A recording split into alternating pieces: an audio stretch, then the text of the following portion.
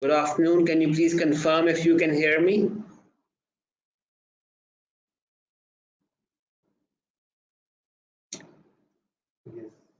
Yes, thank you, Lisa. Thank you, Ali. We are going to formally begin the session in a few minutes. We're just going to test one functionality of the webinar. Since we want to keep this session very, very interactive, we're just going to test how would the system work if we unmute a few participants and bring them into the conversation and ask them questions, etc. So if you can all hear me and you can follow also, I would request people in the group to raise their hands, and then we'll pick up randomly some individuals and we'll ask them to introduce themselves just to see the functionality.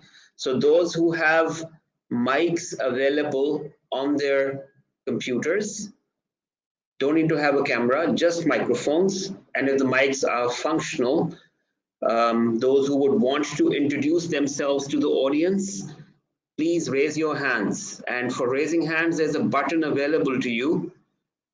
When you press it, your hand goes up. So please raise your hand so that we can see whoever wants to introduce themselves.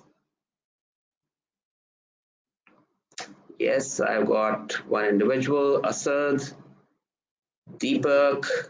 All right. All right, so let's go one by one. We'll begin with Asad Asim. Asad, we're going to unmute you and you just have to say hello to everyone and introduce yourself. And here you go. Hey, assalamu alaikum. How are you, everybody? My name is Asad Asim. I'm a CCM member working as senior finance executive, and nice to meet you all. Great. Asad, where are you based? I am based in Karachi. Excellent. Great. Thank you very much, Asad. We're putting you back on mute. Next, we move on to Deepak Kishore Bhatia. Deepak, are you ready? Should we unmute you? Okay, and here we go.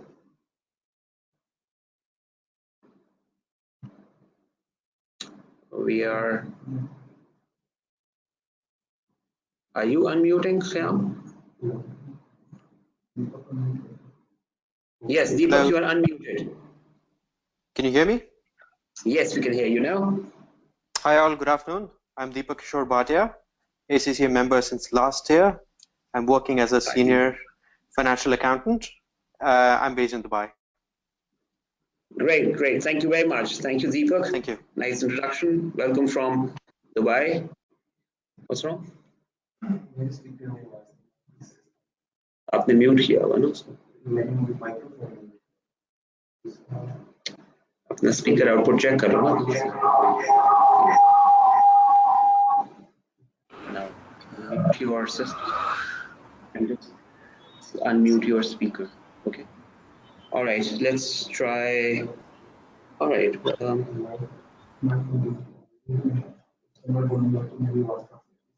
Deepak, we've already had an introduction. Let's see who else wants to introduce themselves.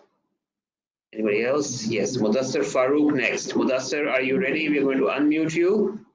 You have to introduce yourself and here goes. Sorry, Mudassir.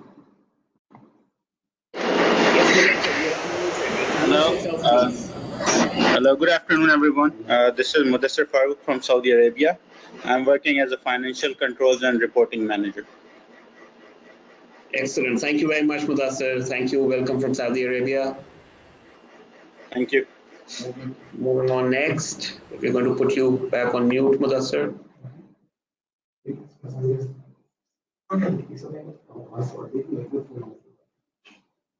Microphone off रहेगा जब आप when you start the session I'll go on mute, you'll unmute that one, but your speaker has to be connected so that you can hear people. Where is your speaker? आपकी HDMI है ना?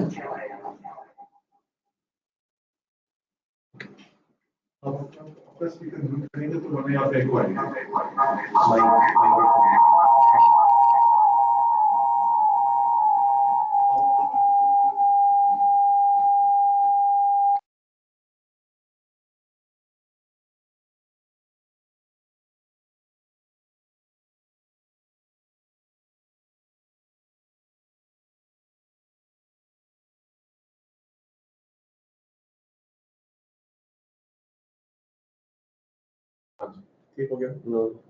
Okay, let's check the next one. We're still testing the functionality. The last member to be introduced was Mudassir Farooq from Saudi. Next we have Muhammad Afzaluddin. Muhammad Afzal, if you're ready, we're going to unmute you. Yes, you can speak. Can you please talk? Bismillahirrahmanirrahim. My name is Muhammad Afzaluddin. I am a SCA member working as audit manager at PKF Friends, Kabul, Afghanistan. Where? Kabul, Afghanistan. Afghanistan. All right, excellent. Thank you very much for joining in. Welcome from Afghanistan. Welcome. We have a very diverse audience today. So this is an indication. We have people from so many different countries. That's excellent. I mean that's the beauty or the strength of ACC that we say. Let's try one more, and we have Muhammad Imran Asif. So Imran, if you're ready, we're going to unmute you. You'll have to introduce yourself. Here we go. Okay, this is Muhammad Imran Asif. I am fellow member of SCCA and working as financial analyst. I am based in Jeddah, Saudi Arabia. Thank you. Excellent, great. Thank you very much, Imran. Welcome again from Jeddah, Saudi Arabia, the Holy Land. And we have Muhammad Raza and Ravi. Let's try somebody from Sri Lanka. If anybody from Sri Lanka who wants to introduce themselves, raise hands. Or Bangladesh.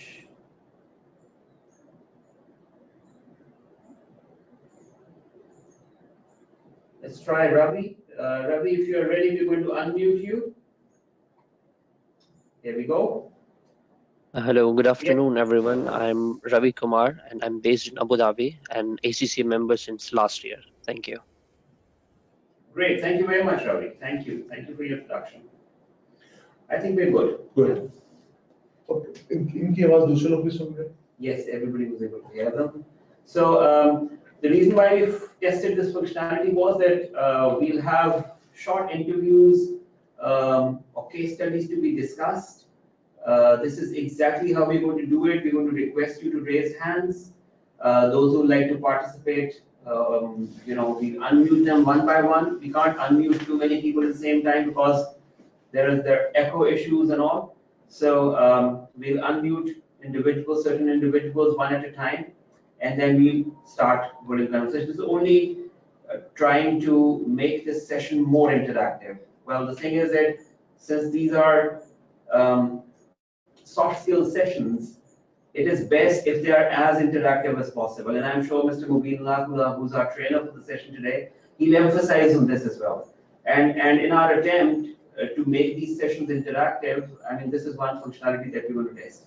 The second functionality that will be available today will be that the questions dialog box, normally it is invisible to all the participants. It's only visible to the moderator of the session and to the trainer. We are, from time to time, we are going to make that questions dialog box visible to everyone. Right? So when you type in a comment, your comment or your question will be seen by all the participants. We have about 780 members registered for today's session, which is a big number, I must say. And there are people, as you've seen, there are people from a lot of South Asian and Middle Eastern countries who are joining in. Right? I'm anticipating around 10 to 12 countries that they're joining in from. So such is the diversity of this audience. I hope this session you'll find very, very interactive and very useful. In fact, let me correct myself, this series of sessions. So this is the first one from the series. The next one is going to be next Saturday and the next Friday, and then the Saturday, in the first July, the first Saturday in July, isn't it? All right. And you've got the schedule, and you see while registering, you would have seen seen the complete schedule. So with that, with no further ado, uploaded a file. All right, I'll make that announcement. Thank you very much. Nuveen has just indicated that we've got two documents uploaded as handouts. One is the leadership assessment, right, which is a comprehensive document which contains all the exercises that we learned today and the case study, etc. So if you can download this document, the trainer Mubin al-Haq is going to refer to this document from time to time. Right?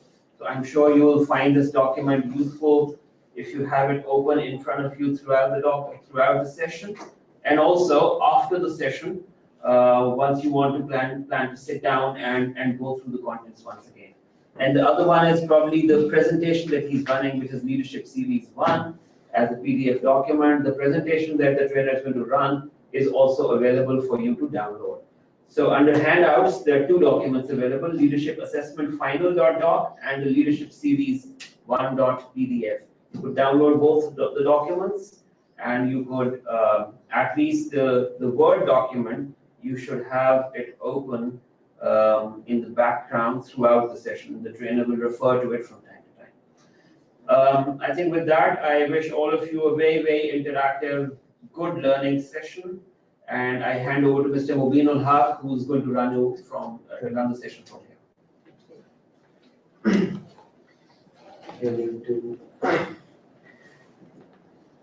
Just click this one. Camera on. Just presentation. Presentation is already there. This one. Hide the attendees. Yeah. And the dialog box. Presentation on. Yeah, we have the right. Presentation on. Presentation will start. Yes. Great. I can't see myself. Doesn't matter. We can see you. Okay. Good morning, good evening, good afternoon to all my participants. I am Mubin. Just a minute. This little this is a screen over here. Just, I'm trying. You have to wait a little bit. Okay.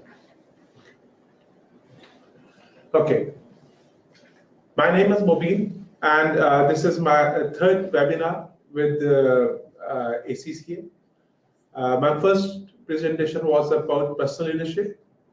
Most of you might have attended that. Then second one was about listening skills. This is a series. This third workshop seminar is about leadership, learning and practicing leadership. I am basically a consultant, trainer, and a teacher. My area is strategy and leadership. I am also director of talent development company, which is my own concern. I have started this concern 2 years ago. About this seminar of practicing leadership at work, what we plan to do is to help our participants in understanding the phenomena of leadership. It's a very complex phenomenon. It's not a simple phenomenon. And to date, no one single theory was able to completely analyze or present the complete picture of leadership. Leadership is an important aspect of our life. We need to understand how to become a better leader. In this first seminar, we will cover the basic concepts of leadership. In my previous seminar on personal leadership, we discussed some important ingredients of converting yourself, developing yourself into a good leader. Because all leadership starts from self. You have to accept yourself as a leader. You have to demonstrate those leadership abilities. Only then the journey of leadership goes on. Leadership is at various levels, from personal to managerial to strategic to public. There are different levels of leadership, and each level of leadership requires a different set of competencies.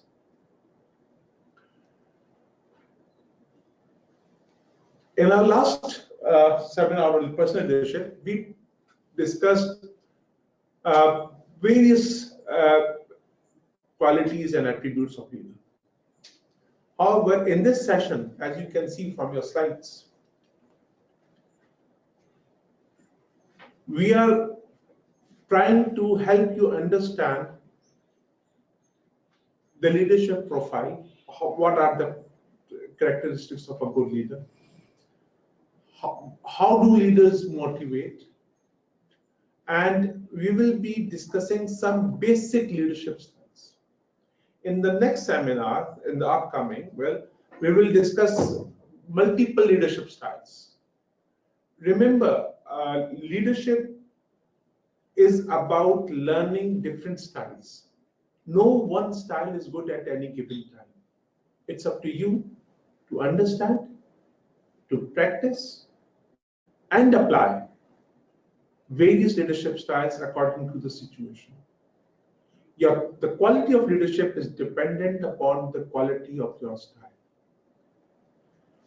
If you have only one style, you will not be effective in all situations.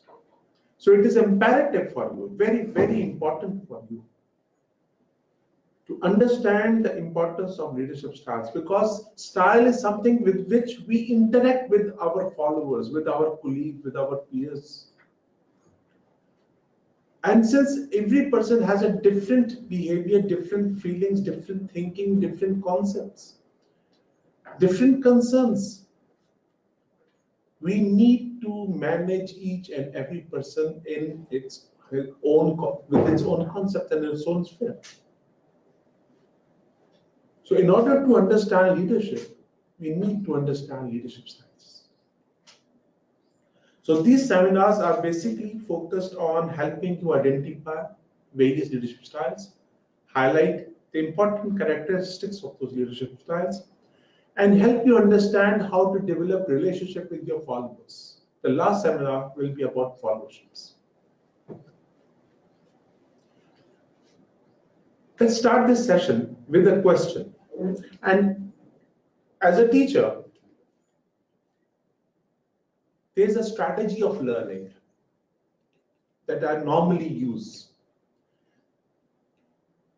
First thing that you need to do is to recall and bring to the top of your mind whatever you know about leadership. So I have highlighted two questions. Have you ever worked with a leader? Recall that leader. Bring the characteristic personality of that person in front of you. Bring all his characteristics, all his experiences, all his styles in front of you. And have you ever experienced leadership?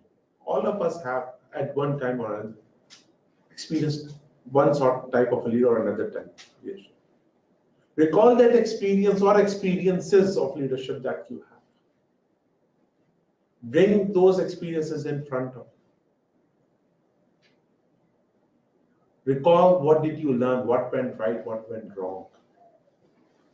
How was that experience? Based on these two things,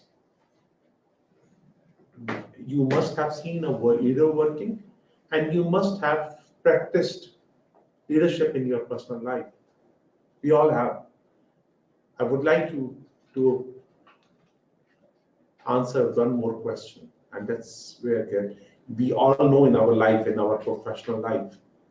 And my target audience, I believe, is professional who wants to grow into a leadership position, higher level of leadership position. We all know that there are two types of people, managers. The managers who are leaders and the managers who are not leaders. I want you to share with me. Please open the dialog box. They will write, share with me, what do you think separates the two? The leaders from non-leaders. What is your idea, opinion about what separates the two types of managers? The managers who are leaders and managers who are not leaders. They are simple managers. What separates the two? I wait for your input.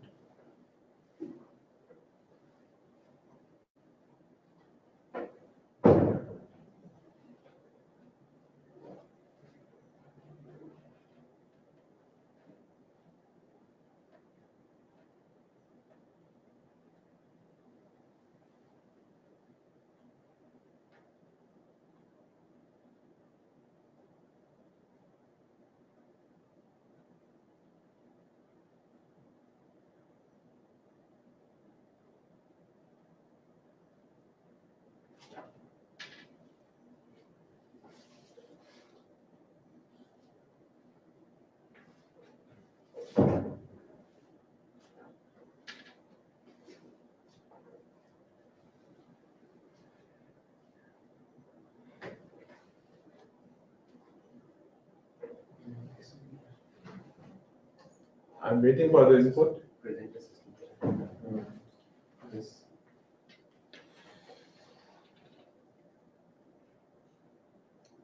They are writing. You just have to switch this on.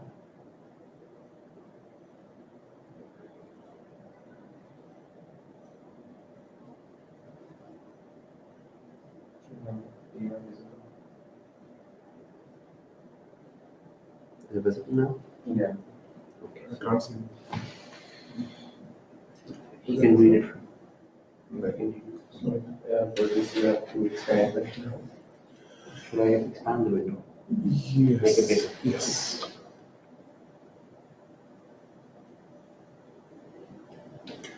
Just see. Okay.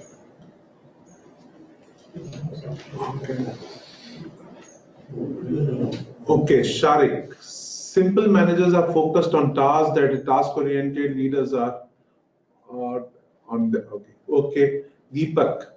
Managers who are not leaders do not give proper recognition to the individuals. Good. Hira.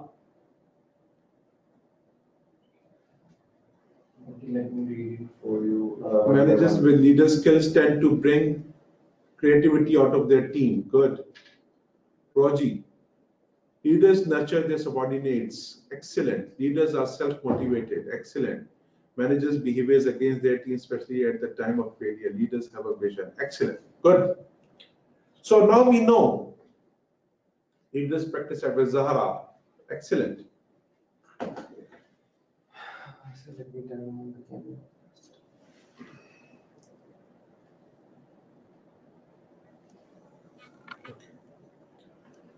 So we know now, as we can see, people, you all have a fair good idea how to differentiate between a leader and a not leader.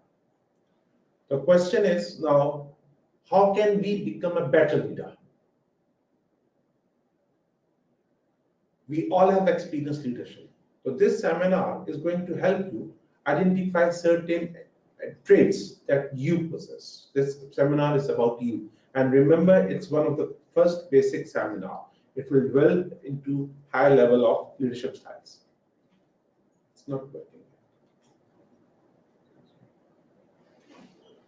It's working.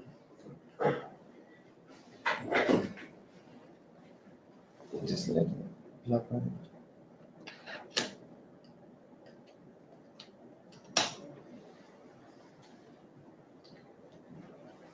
Click one. Yes.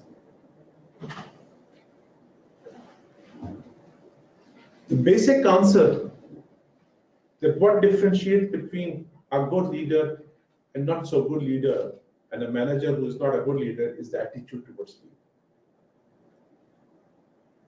Leaders care about their people. Managers, as rightly said by many of you, care about the task. But mind it, caring about the task is not bad leadership. No, it's not. They are still leaders. They are leaders. For them, task is important. But on the other hand, for leaders, people are more important.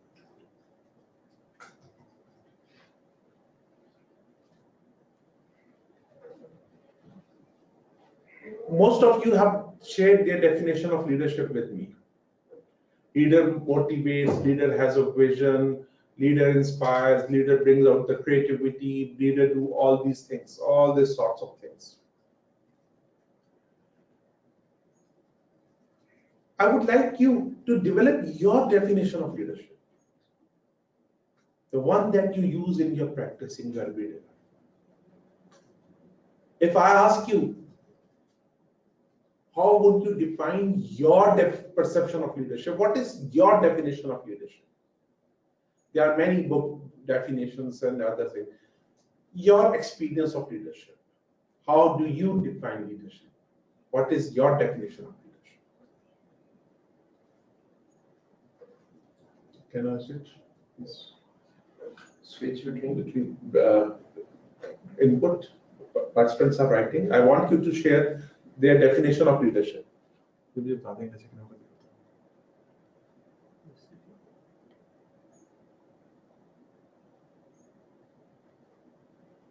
You want to see the questions? The dialog box. Dialog box is on. What you have to do is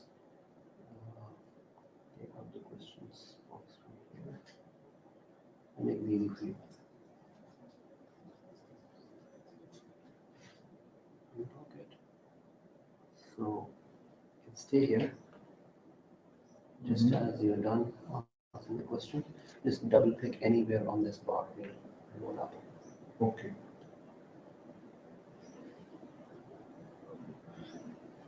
Old questions, can I remove these old comments or no?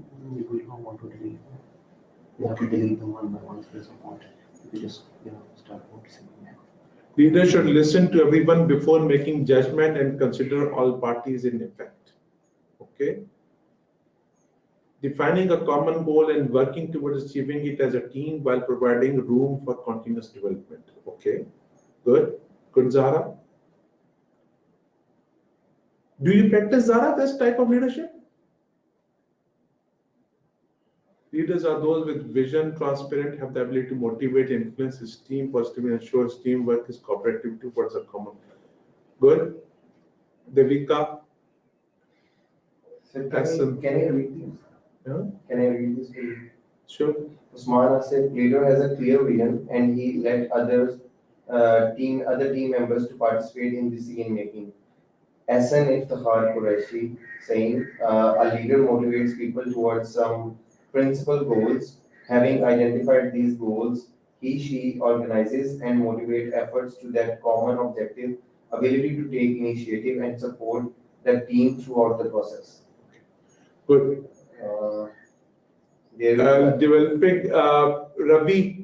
Developing trust with clear communication, open opportunities for very good. Trust is a very important element, Ravi. I agree. Yes, leadership is all about trust. I totally agree. Muhammad Iqbal saying, who has visionary mind, persuasive skills, and empowered to followers. Iqbal, visionary. Yes, we have heard this word a lot. Is it your own definition? Do you have a vision? Do you think?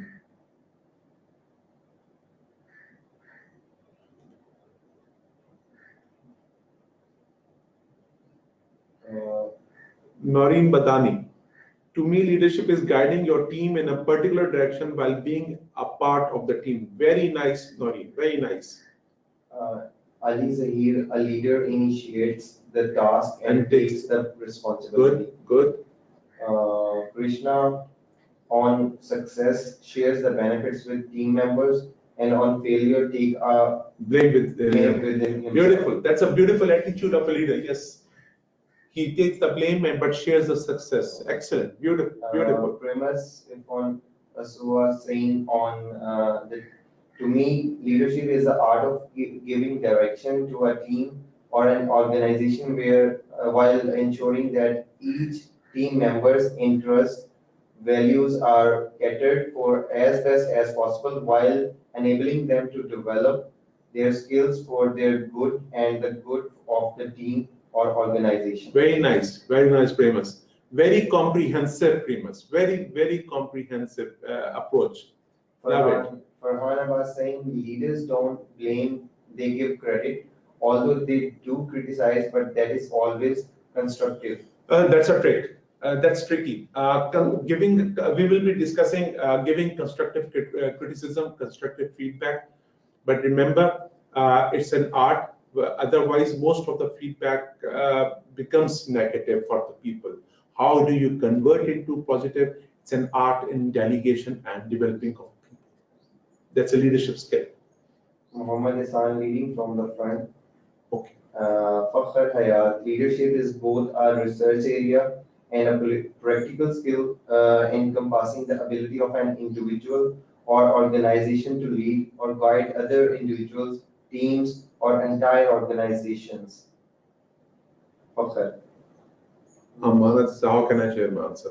That's the way you write those questions. Wrote this question. This is the way you share your answers. Just write your answer. Okay. Let me share a typical definition of leadership. And remember, it's a vast subject. It's a very vast subject. There's no one consensus definition, as you must have seen. People have different definition, different approaches.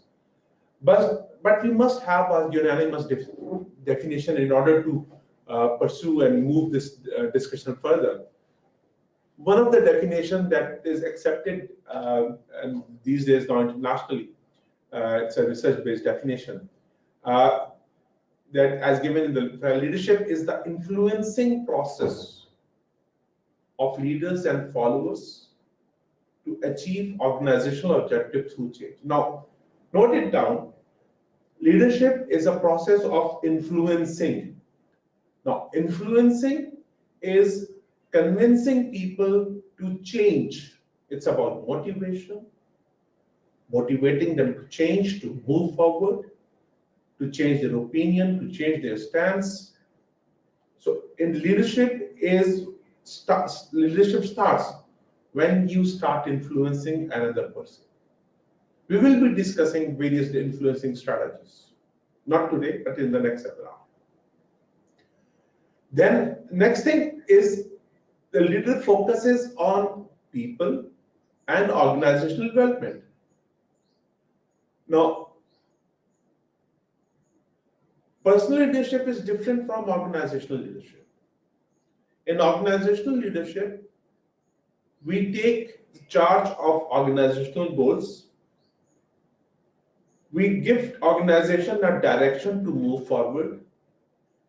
We convince our peers, our colleagues, our subordinates, our followers that the direction given by the leader is a good direction and it must be followed. And that direction, as you can see, leads to change. If there is no change, then leader is not doing anything. Leadership comes into existence when we challenge and create a change. If we are managing the status quo, we are managers. But when we are propagating change, when we are influencing people to change for the purpose of organizational objective, achieving organizational objectives, and when people accept that change, they accept the vision of change. The vision, the word vision is associated with change. When there is no change, there is no vision. Vision defines what will happen when we change and why should we change. What is so important about this change? What benefit will it bring to us if we change? And what harm will fall on us if we don't change? Vision is a story of this change, the outcome of this change. Vision is the ability to influence people, pictures, the mind, the pictures that they see in their mind about the future. Leadership communicates this vision through stories, through role models, through statements, through practice, through strategies, everything.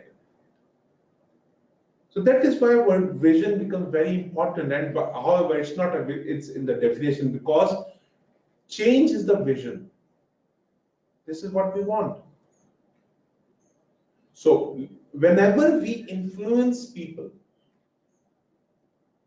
we ask them to change, to move towards a new direction, to have a goal, a new goal. We must sell them that goal. Why should they have that goal? That's a process of influencing. That is why motivation is at the heart of leadership. And that is why leadership is important. We need to practice leadership every second of our day. We cannot cease, we cannot give up to be a leader, no matter what the circumstances. The day we stop practicing leadership will be the day we stop growing, stop moving forward, and stop being what we want to be. That will be the day when our demise will start. Leadership is about taking organization to the next level. It's about developing people into more efficient and effective. It's about managing organization in a way that ensures its success, its continuity in the near and in the long-term future. Leadership is the essence of any organization, and leadership is the essence of our life.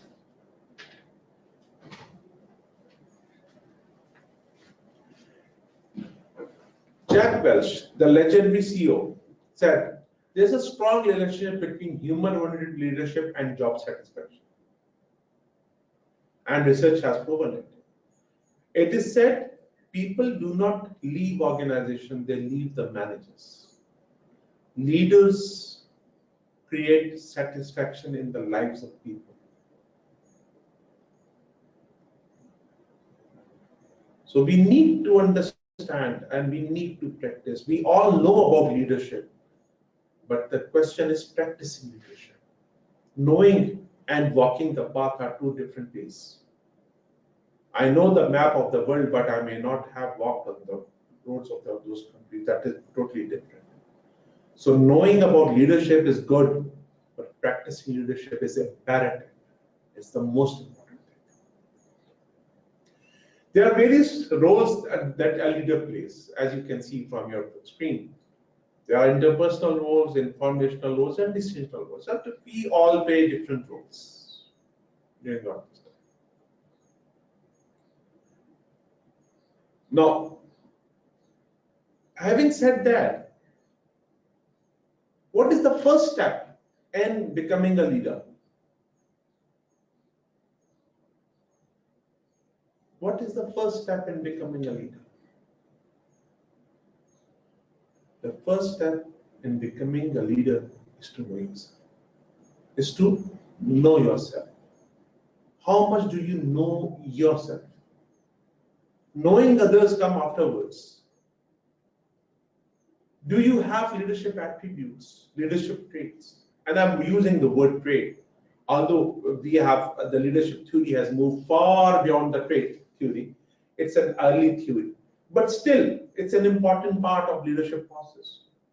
No matter what theory we are using, what style of leadership we are using, the fundamental building block of leadership will start from traits, because traits is what you have.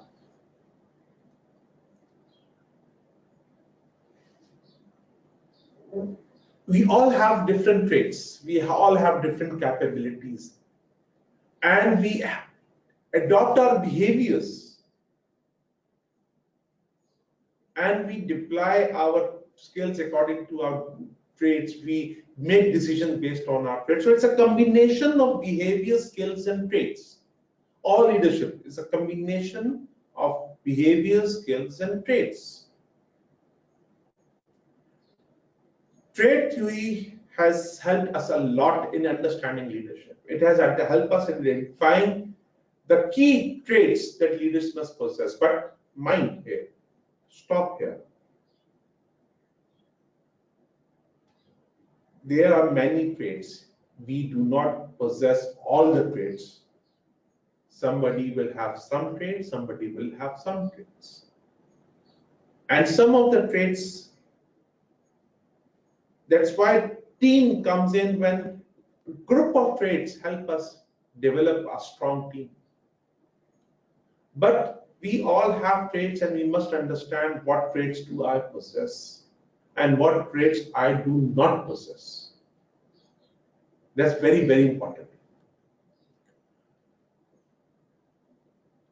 And also remember, our decisions as human beings, as managers, as leaders, are greatly influenced by our personalities.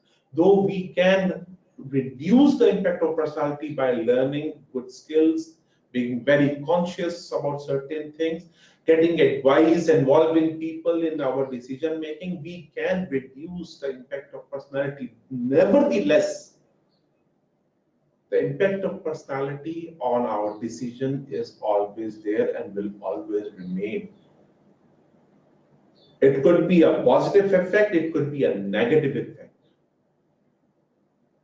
But our personality, we must know what type of personality do we possess, so that in the given situation, if that personality has some negative consequences for that situation, I must know and I should try to overcome by involving my team into that, so that that biasness could be reduced, or that weakness or gap could be covered. And if I had know that this aspect is a strong aspect, I can leverage that aspect to get the best out of that situation. So knowing yourself before doing anything, any vision or anything, first step in leadership is to know who you are. Know your strengths, know your weakness. Research has shown there are 9 traits of effective leaders. We will go through one by one from these traits, and I want you to pay close attention to these 9 traits.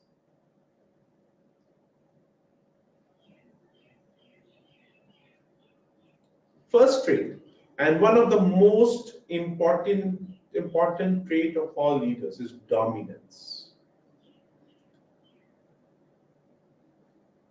Dominance means leader want to dominate the environment. They want to be prominent. But when it becomes too high, it becomes bossy. That's negative. So each trait has positive and negative. It's on a continuum, low to high.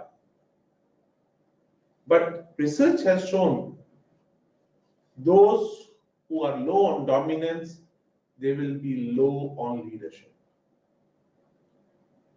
Dominance is one of the fundamental traits that affects all other traits. Dominance. Second thing, they have very high energy. They are a person who radiate energy. They influence people actively.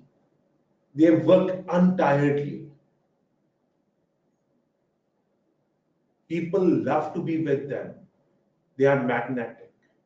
That's why some leaders are charismatic, because they are having so much amount of energy that people get impressed by their amount of enthusiasm that they show in pursuing their cause.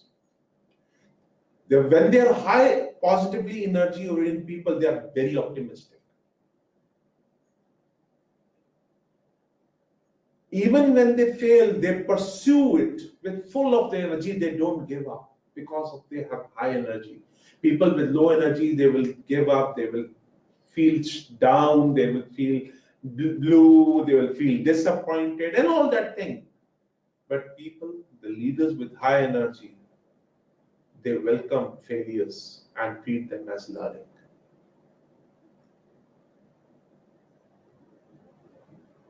Recall a person. Do you know any person who has high level energy? What do they do? What do they look like? Do you enjoy working with them? I have so many people in my life who have very high energy, and they are a change catalyst. They are bringing change in my society where I sit. In my country, I know people with high energy. A very, very important characteristics, a trait of leaders is locus of control. There are 2 types of people: internal locus of control and external locus of control. Externalizers or internalizers. Locus of control represents your belief system. Do you have any control on your life, or you are fate dependent? Are you like a leaf floating with the air? Are you like a paper ship floating on the water that have no control? Or you are like a ship with rudder and engine that has the control and set the direction of your life? External locus of control, people blame everybody in the world for anything that has happened to them. They are born poor because of their parents, they live in a country because of themselves or their parents, or they blame their teachers, they blame their organization, they blame their leaders and everybody else in the world. They blame, they are external. On the other hand, internal, say what can we do, what contribution can we provide? Internal locus of control. There's a questionnaire available. I'm not giving it right now, that measures your internal locus of control. But you should also ask this question to yourself. How much do you blame yourself and how much do you blame your environment for anything that has happened, positive or negative? Was it your success is by chance, by luck, or you had something to do with it? How much control do you have in your life? We do not have 100% control, but that's not important. How much and how much do you execute? That's important. So, but with internal locus of control, leader focus on their behaviors, their decisions, and their performance. External blame. So that's very important. Next is flexibility. Flexibility refers to the ability to adjust because the environment is dynamic. It's a change-oriented. Leadership is about change. So if leader is not showing flexibility towards the change, how can he or she expect his or her followers to be flexible, to accept change? And since it's a dynamic, things must change. They are learning-oriented. They are flexible. Flexibility. How readily you accept change. How much learning-oriented are you? How fast can you change what you have learned and apply it? Can you change your decisions? Can you change your skills? Are you ready? That shows the flexibility. Integrity.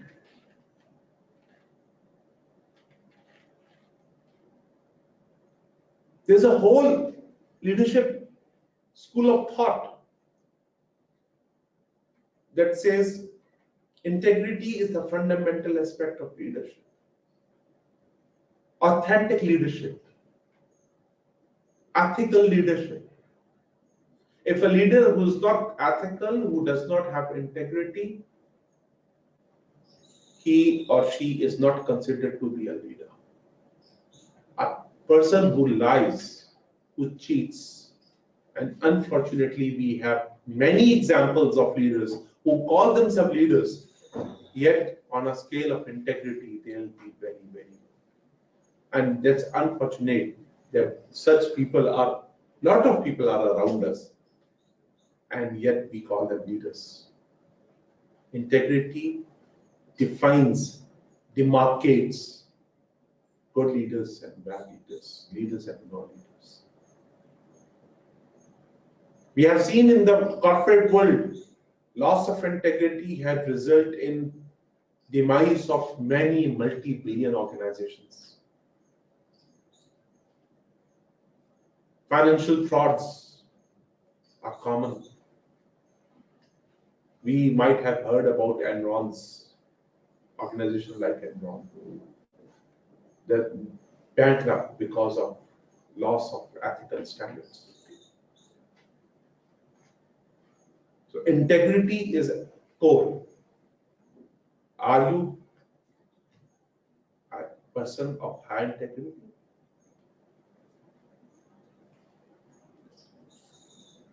Next is sensitivity to others. Leaders are people oriented. They understand the issues, the concerns, emotions of their followers. You are there to help people. So people, the leaders like Nelson Mandela, they are sensitive to others.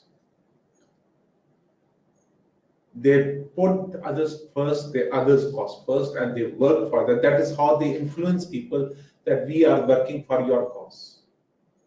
So they show sensitivity to them. That is why they are accepted as leaders. So they have a high level of emotional intelligence. And this will be one topic. Very soon we'll be talking about on it. What is emotional intelligence, how to develop your emotional intelligence, and how to use emotional intelligence in leadership. Obviously intelligent, that's a given thing. Your quality of a work is dependent upon your quality of intelligence. So leaders are intelligent. Now we might see some dumb leaders as well. Stability, emotional stability. Leaders do not take U-turns all the time. Yes, sometimes they do. They have to. The situation change. They have to change their decisions. But for most of the time, they are very stable. Their decisions, their personality, their thinking is very stable. They are not confused. They do not show emotional instability.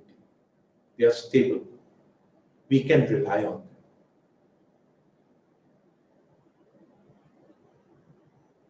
And when a leader is stable, that means his anger or her anger does not affect the decision.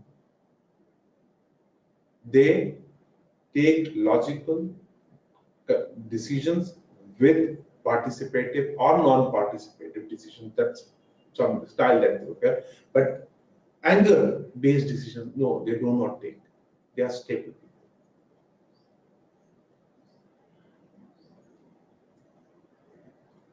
One of the core ingredient of leadership is self-confidence.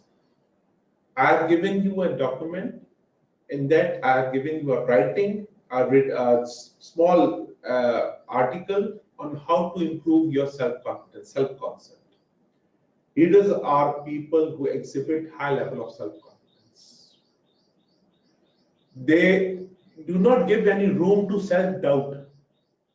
And remember, self-doubt is a killer tool of leadership. It's a poison to leadership. If you doubt yourself, that no, I cannot do this, you're done. But self-confidence, that does not mean you are arrogant. You are not overconfident, you are confident. And there is no upper limit of self-confidence. It's not that we become this high, so we become overconfident. No. Overconfidence is when you stop to plan, when you when you forget to reflect and learn, when you close your eyes and you move. That's overconfidence. Self-confident people always analyze, always do the risk analysis, always look before they leap, always plan ahead.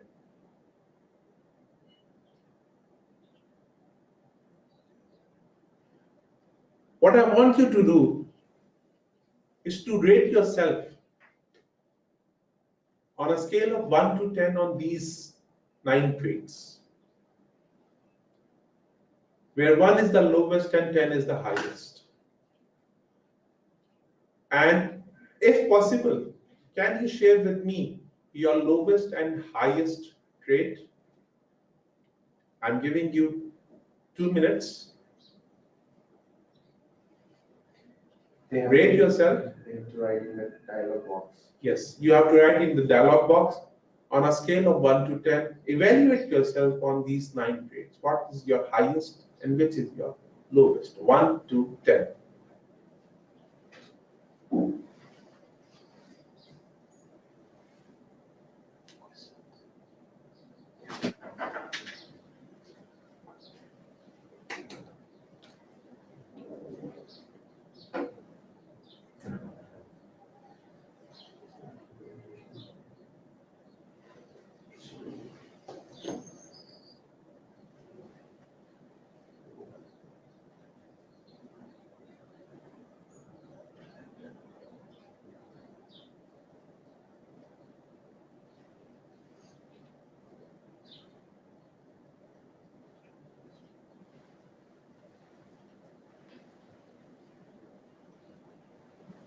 Not on one. Tell me that with this trade, which trade is high and on which trade are you low?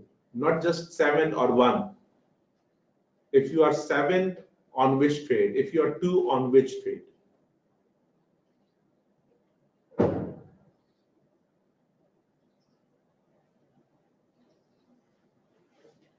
High energy, highest, self-confidence, lowest. This, Muhammad Arshad, you need to really work on self-confidence, because if it's low, you can never, and I repeat, never become a good leader. Stability, you can improve, Mohsen, through going through emotional intelligence. Integrity -10, Asad Asim, self-confidence 4, no, 10, integrity 10. Wow. Ravi, high energy, wow. And you are low on what? Just don't give 6, give me the attribute, trait on which you are high. Dominance low, yes. You need to improve your dominance, and you can improve to some extent your dominance by looking at your belief systems.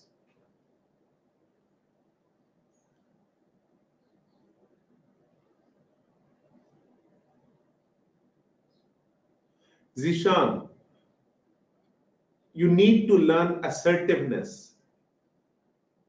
We will be discussing, not today, but sometime other, the concept of assertiveness will help you improve your dominance.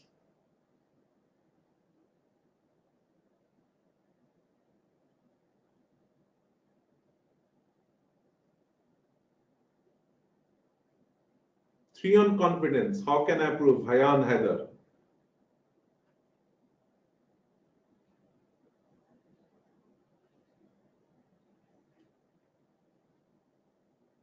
Integrity 10, flexibility 8, Venkata. Self-confidence 10, excellent. Flexibility 7, very nice, very nice. 3, high energy. High energy is low, okay. Okay.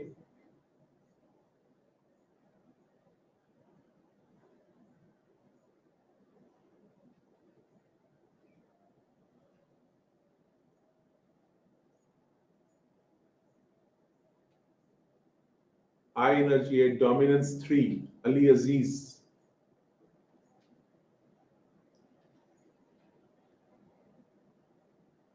Dominance 4, high energy 7, very nice.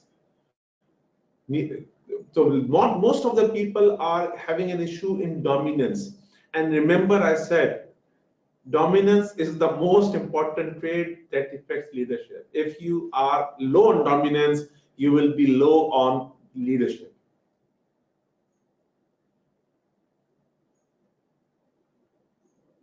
No, emotional intelligence is very high. No, it's then low. Andil Usman. Andil, if your emotional intelligence, if you are becoming too much emotional, your emotional intelligence is low. It's not high. Intelligence means managing your emotion, using your emotion to guide your thinking and others' thinking. So emotional intelligence is not very high.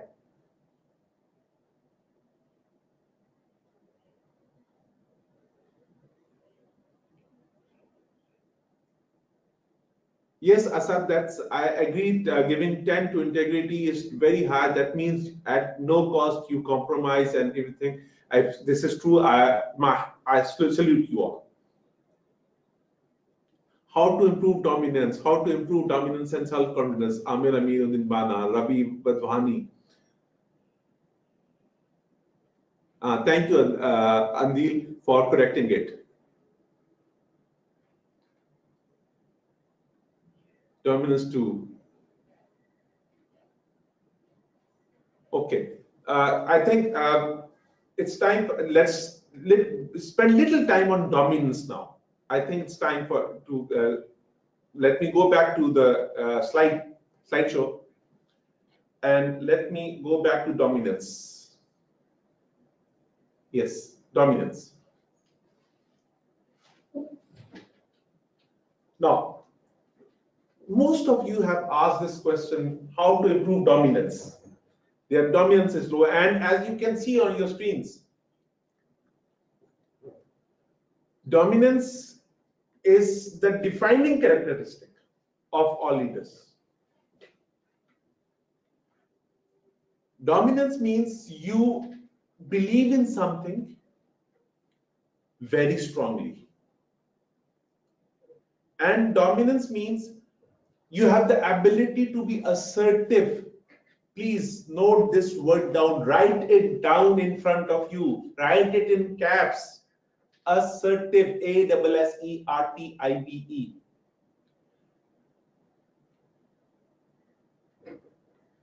When you are confident that whatever you are saying is right and you have a strong logic, you oppose if somebody is doing something wrong. In a group, you tend to control, you tend to dominate the environment, the thinking, the pattern. You try to come in front. You do not step on others, but you show your presence that yes, I am more important. I can control. Dominance comes from your heart when you do not have a fear here. Fear kills your self-confidence. If you have fear, remember the opposite of self-confidence is fear. When there is confidence, there is no fear. When there is a fear, there is no confidence. So what is our worst fear? Do you know? Let me just highlight this. This is very interesting, you know. Worst, if we rate the top 10 fears in the world, you would be surprised to find out the fear that what people will say about us, about me, has been ranked as world's second fear. First is the death, the fear of death. The second is the fear of insult. What will people say?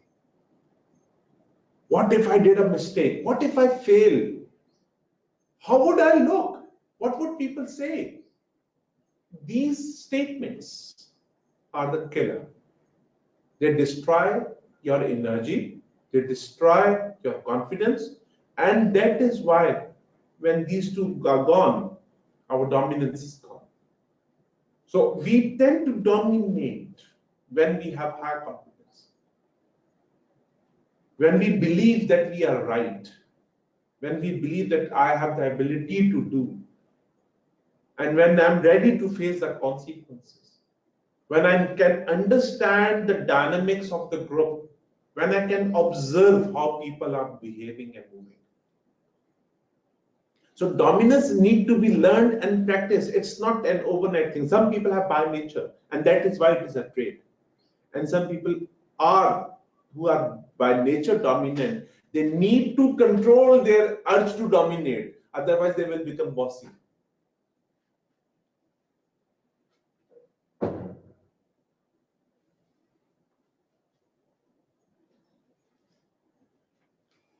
So, yes,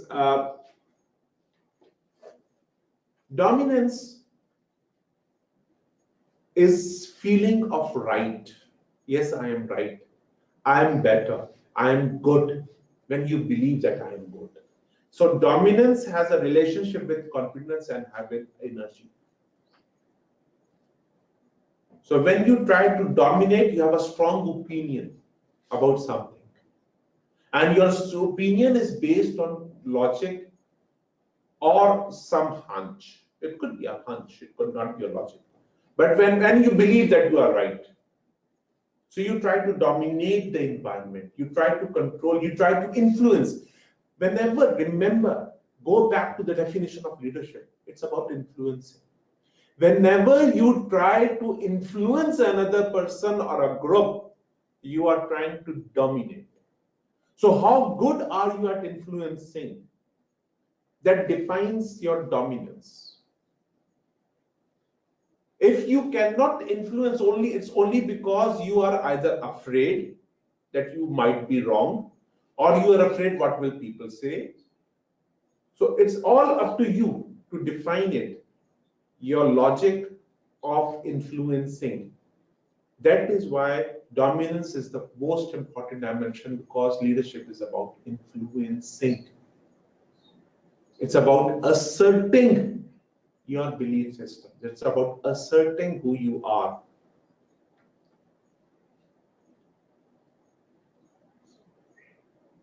How can we analyze our dominance power of quality or quality? In your everyday interaction, Zishan, you see how do you interact with your group?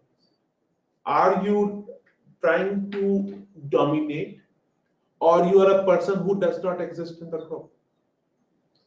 So dominance is an ability where you exert yourself, your rights to be present and be heard.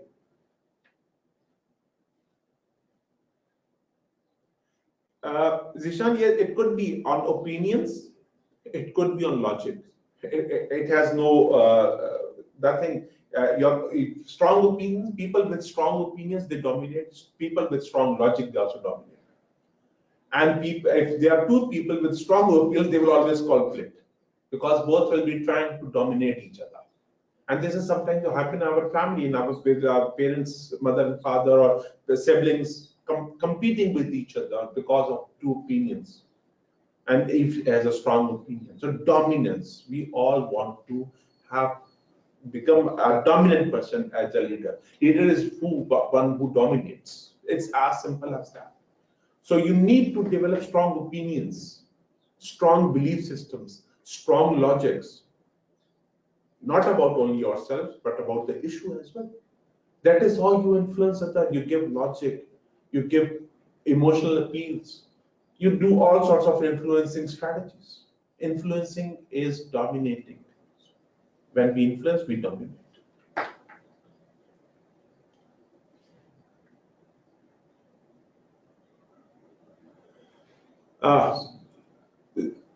Arrogance and dominance. It is, yes, arrogance is when you make other people small.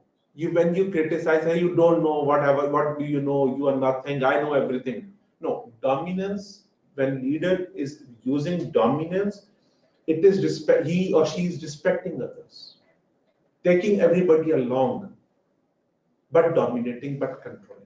Arrogant is giving a hatred, image of hatred, feeling of hatred, feeling of superiority.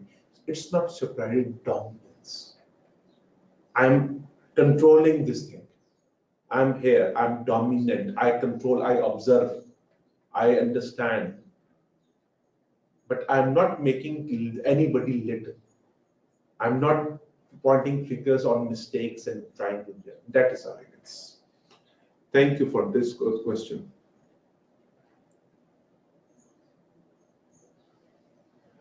Safian Iqbal, how to bring stability? One day you feel confident, in control and dominant. On the other, it's almost the opposite. Well, life is just like this fleeting car. Question, remember, all leaders come down. They all have this downfall. Not a single leader in this world. You cannot find a single leader who has all the time going high. All go like this. All go like this. Question is, when you hit rock bottom, what do you do? And I've read a very good quote. Said, when I hit rock bottom, this was said by this person who wrote, I'm forgetting her name, a very famous writer. In her speech to Harvard graduates, he said, when we hit rock bottom, that's a point where we can build our house. That's where we can put our foundation. So hitting rock bottom is good, no issues, but then you rebound. So sometimes, yes, we'll go down, but we'll minus rise. So this is a natural phenomenon. Don't be too critical of yourself. All of us go like this and this and that.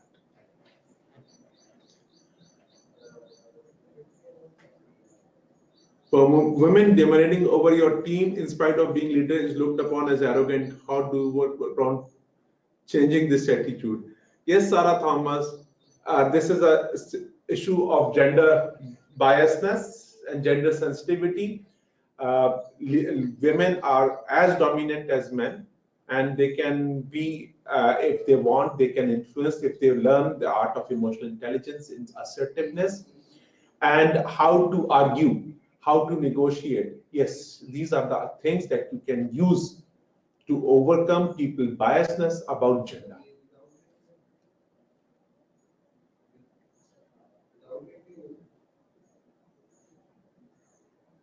No, it was not Jeff. She's an author of. I've just forgotten her name. I'm sorry.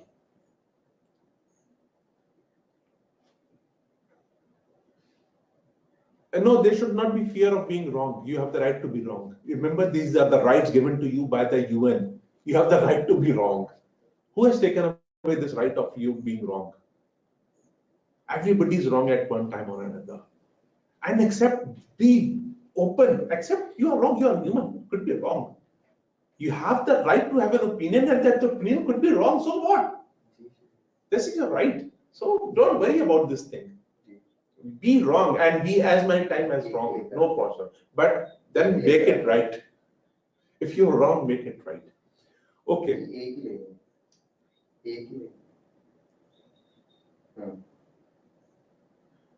You influence the person in the right way, Usman.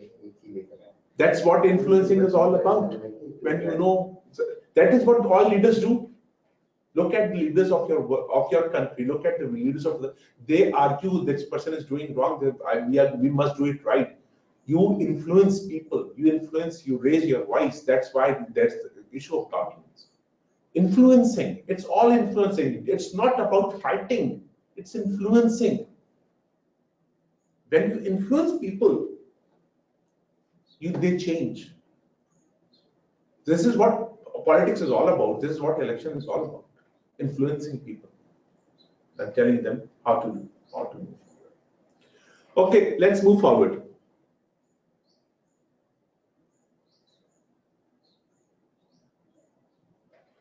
If you're not talkative, Hassan Raza, it doesn't matter. That's not an issue. That's not an issue. Don't worry. Okay, let's move forward. I've given you a questionnaire, a document, Word document. There is a question, exercise 1. There are 25 questions in that exercise. I'm giving you 10 minutes to fill that exercise, and then we will move forward. When you are done, just let me know. Exercise 1. Go to exercise 1 of that document. Can you find, all of you have leadership assessment final, the document? Access that and do exercise 1. Can you access that document? Please let me know if you can access that document, leadership. Yes, okay, good, Sana. Please fill that questionnaire. It has 25 questions. It will help you identify your leadership profile. Shane George, I have no idea. If you are on your phone, I have no idea. I'm sorry, can't help you. If you can download it, you can do it.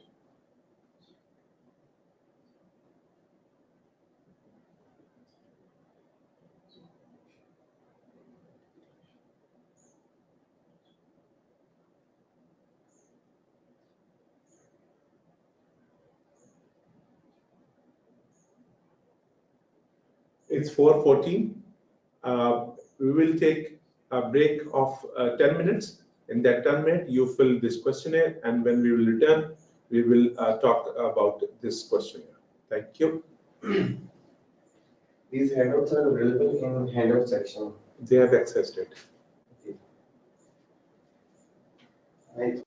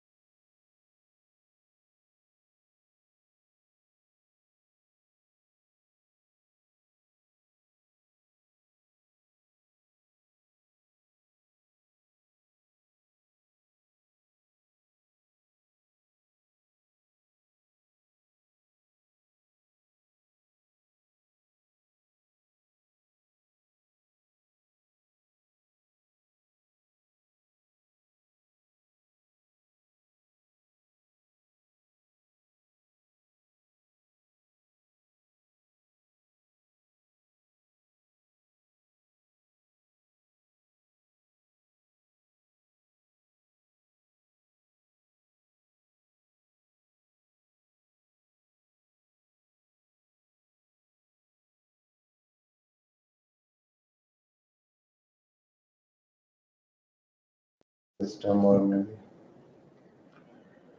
Okay, welcome back. As I can see, most of you have finished this questionnaire. Let me just highlight what is this questionnaire about.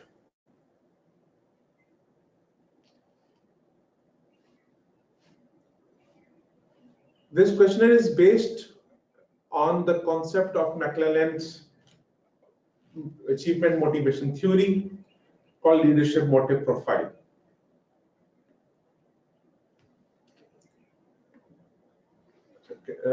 Can you look at the comments? Yes, everybody's. But don't read. If there's something important, do let me know. Okay. Now,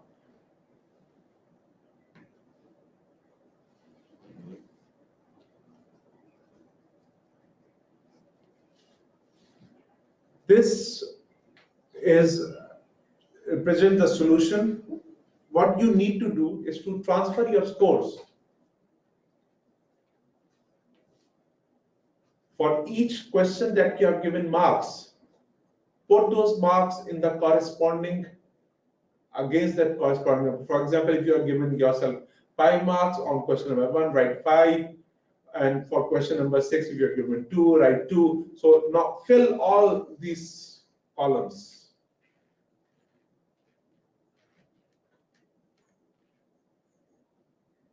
Transfer your scores to this number.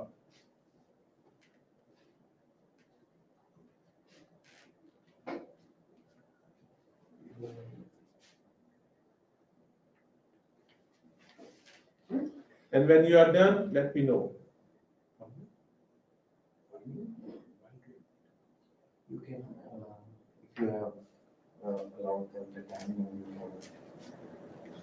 you can share.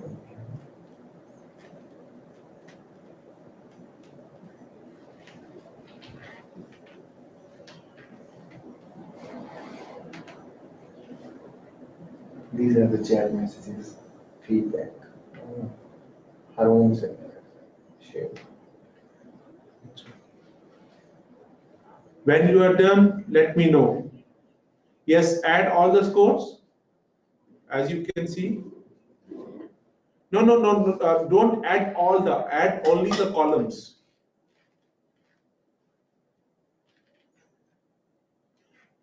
McClelland.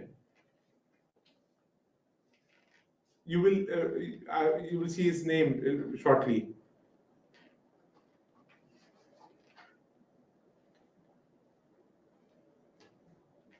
Transfer all the scores. For example, 5 on whatever you have given a score for question number 1, transfer it over to this need for power 1, 6, 11, 16, 21, and then add the column. So there's written total everywhere. Add the column.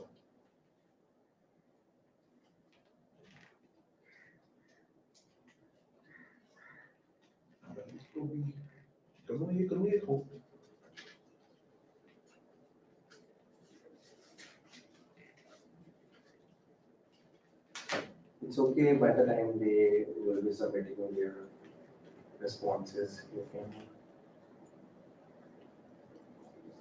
When you are done, let me know. Please suggest for Shiraz Kadir. What should I suggest? Okay. Okay. Let's take 3 minutes.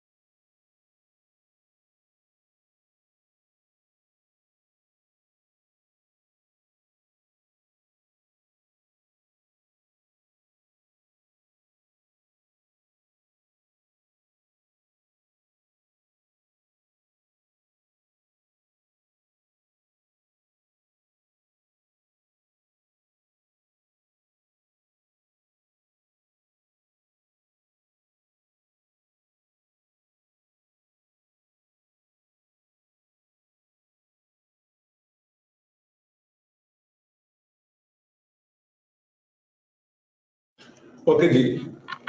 Welcome back. I hope you all must have filled this questionnaire and its solution. As you can see, the word LMP appears beneath 4 columns: need for power, need for affiliation, socialized power, and need for achievement. What does this mean? What's the importance of this in the leadership? Let's look at it.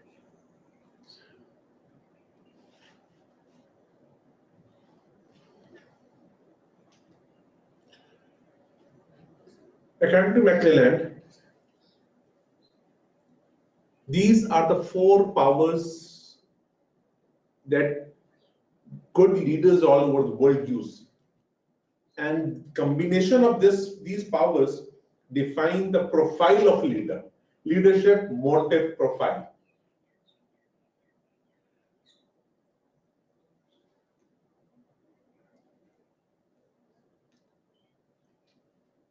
Let me just give you first, then I'll come back.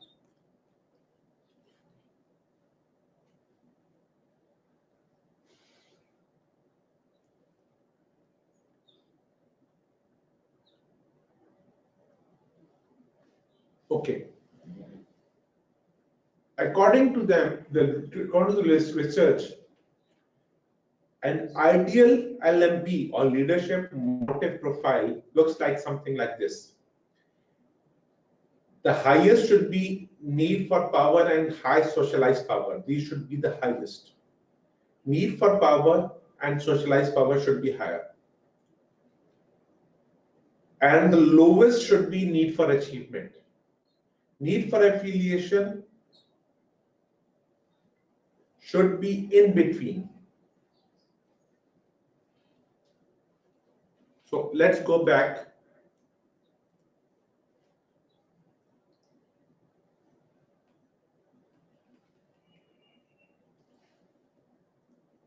Need for power should be highest. Socialized power and need for power should be highest. Need for affiliation should be lower than the 2. And need for achievement should be lower on the lower side. So look at your own profile and forget about openness to experience for the time being. Just forget about it.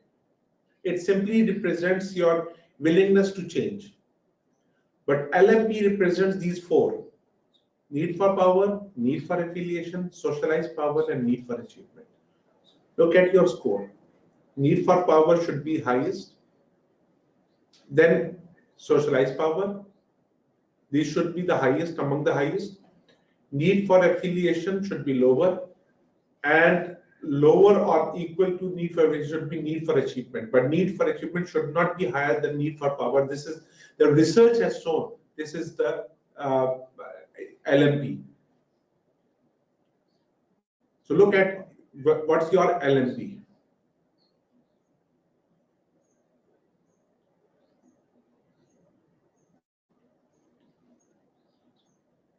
Rank 7.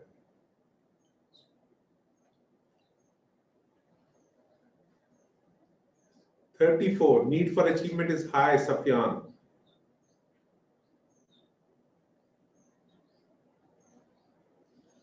Yes.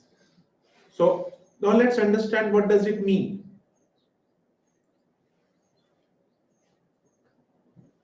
What is need for power?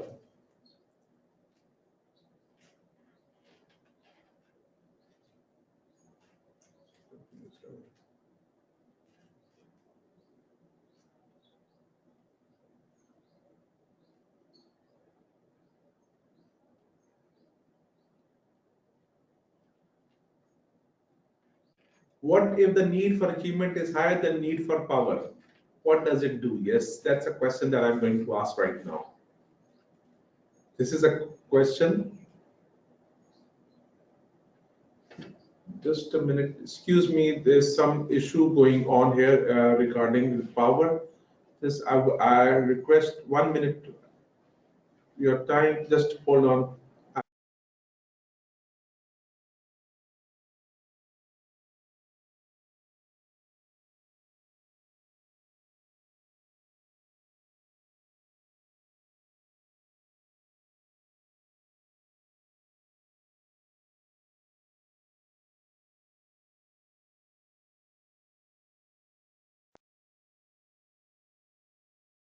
Sorry, there was issue of little power shortage here. Need for power. My laptop was requiring some need for power. It was going low on power. Okay. Now let's look at each of this aspect, need for achievement. Yes, please can you minimize it? I cannot read it. This one? Yeah, this one. This one we squeeze down to this side. Mistake. Need for achievement.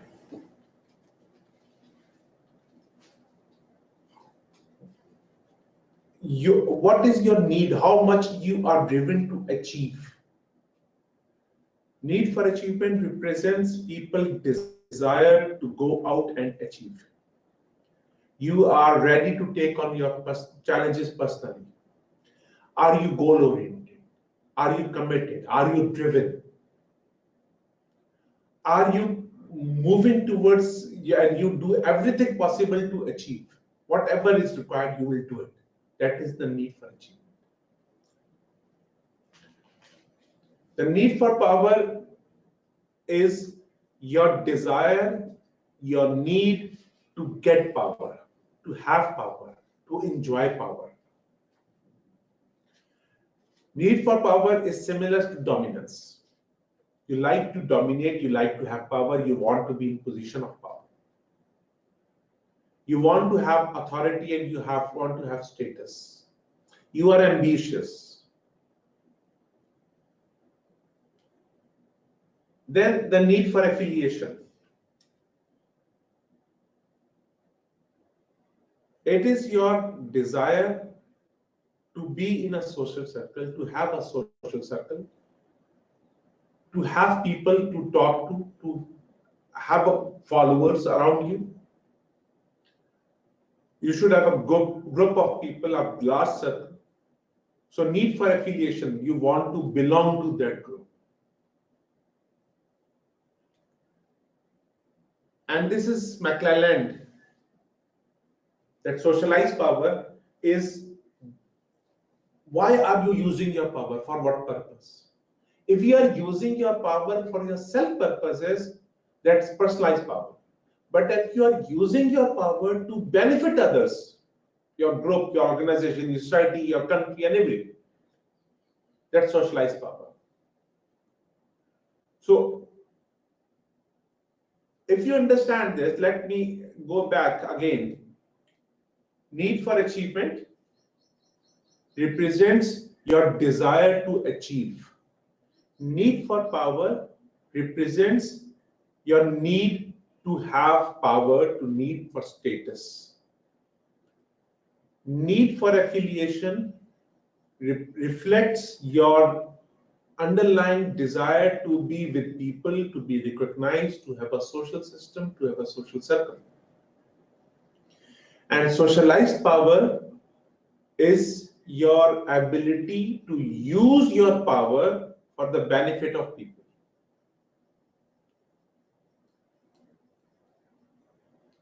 Sorry.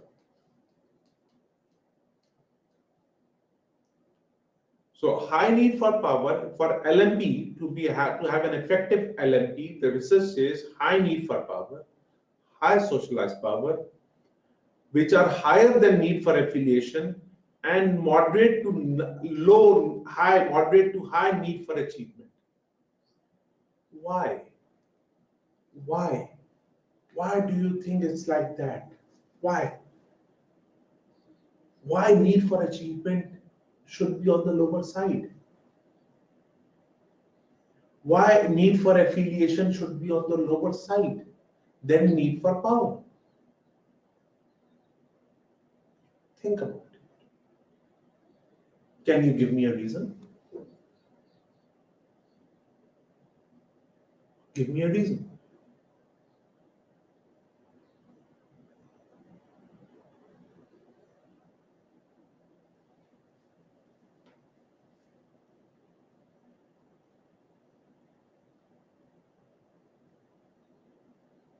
Because leadership is all about growth. Yeah, but that does not mean your need for achievement should be lower. or your affiliation should be, then it means your affiliation should be higher, whereas it has to be on the lower. It should be lower than the need for power. That's what research says, and it's 100% accurate. Yes, Adil, but not really the answer, because everything is not achievable. That's not true. Even if it's not achievable, we must try. That's what power is all about. Yes, Premas, you are right. You are 100% right. High need for achievement shows self-interest. There's a negative attribute. There's a fear. When you have an over high need for achievement, you become selfish.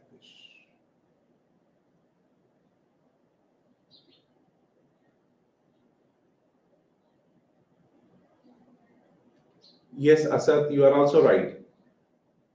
Affiliation makes you weak, Safyan. Yes, you are right, with some conditions, yes. Need for power has to be high. Autocratic is a style of leadership that we all practice, and we must know how to practice. It's not bad, please mind it. Autocratic leadership is not bad. It is required. It's a style of leadership that we must all know how to be autocratic. So autocratic is a leader. Don't say the person is not leader. He or she is a leader, even though it's an autocratic leader. Hitler was an autocratic, but he was a leader. He was a leader. Good or bad, that's another aspect. Affiliation restricts freedom to take tough decisions. Venkata, you are 100% right. As for achievement narrows or closes mind to other important, you are right. You are right, Venkata.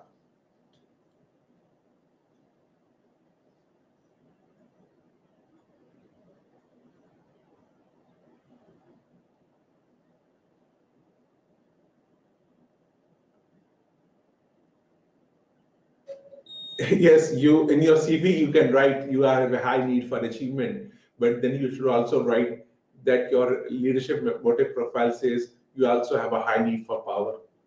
That shows your growth. Achievement is very important. If we are not denying it, we are not saying we don't need it. We are saying need for achievement should be controlled and should be under need for the socialized power and need for power. It should be under that, not over above. Because there is an issue of derailment, a negative aspect. Negativity may move in, which is a very high probability of moving of negativity when you have too high need for achievement.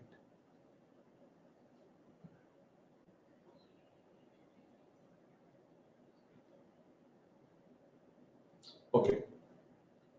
Now let me give you my aspect. When we have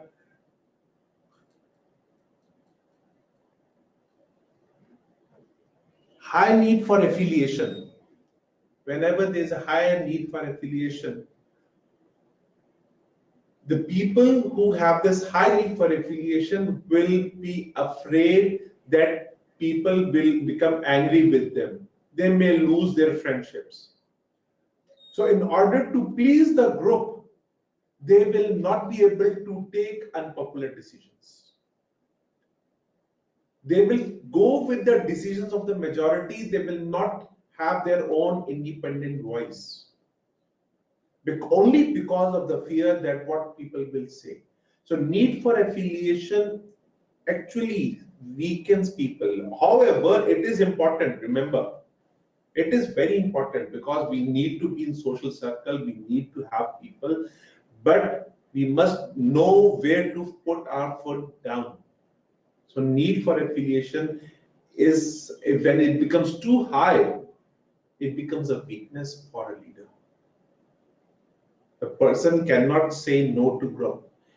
The person submits his opinions to the whims of the people, to make people happy. So he becomes a person who always tries to polish boots, makes people happy. On the other hand, when need for achievement is too high, and by the way, it's a good thing to be high, but not too high. Why? Because when need for achievement is on the higher side, people tend to sacrifice teamwork. They tend to project themselves. I did it, I did, I'm the hero, I'm one.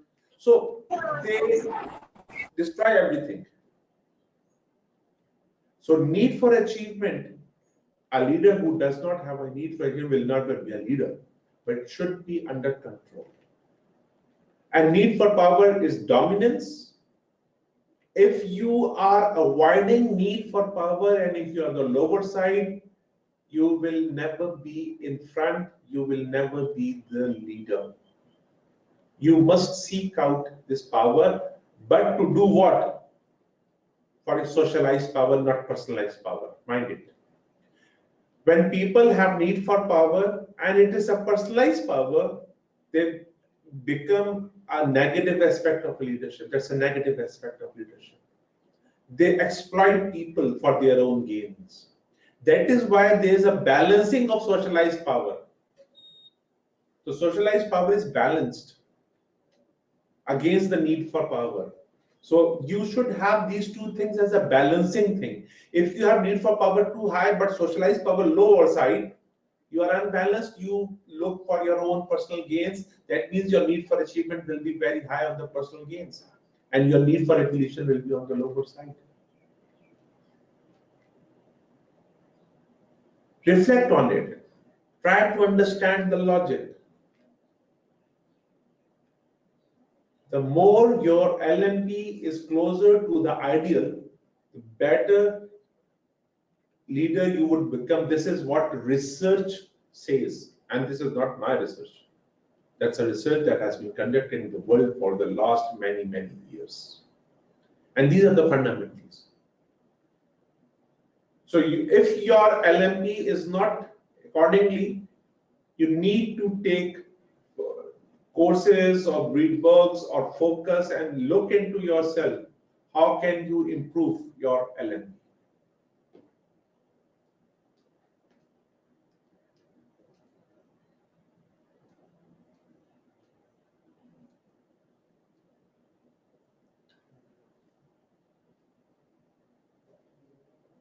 With this LMP is associated your leadership styles. There are many leadership styles. Let's move towards leadership styles. And I've listed few. And there are few. There are many types. For example, under the heading of leadership grid, I've written one. There are 5 different styles. So leadership grid is not a style, but I've just listed it here to represent the 5 styles that it represents. Situational leadership itself has 4 different styles then. Then there's authentic leadership. So there are many styles. There are many styles. We will be discussing some basic styles here. In the next seminar, we will be discussing some advanced styles like transformational and transactional leadership styles, situational. We will be discussing what these styles are and how to develop them. Today, we will discuss some basic styles of leadership.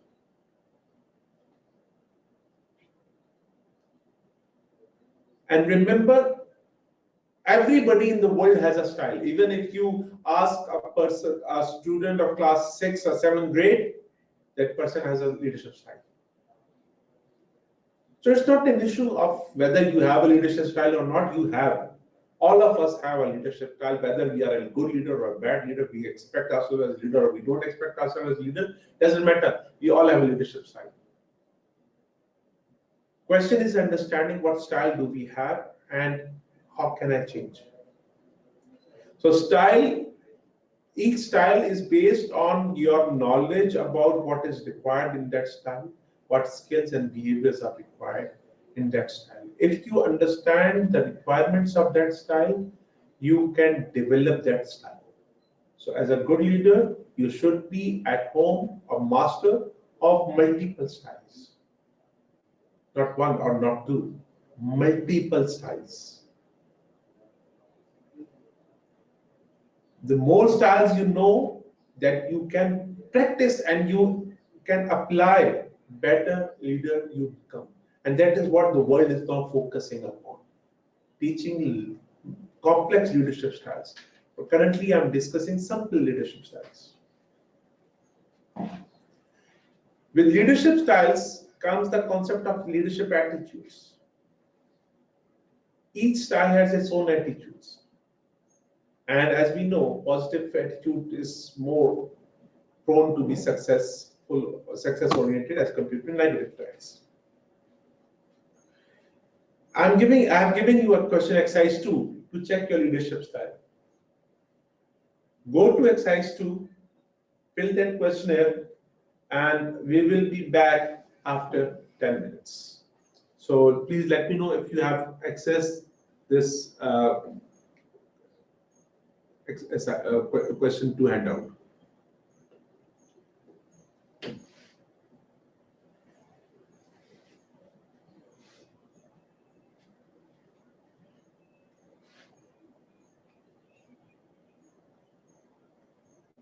Please let me know if you have accessed this document, exercise 2. And exercising or in the same document, I think. Check. They have access to, yes. So it's 4:51. We will be back at 5 p.m. Fill it up and then we will discuss.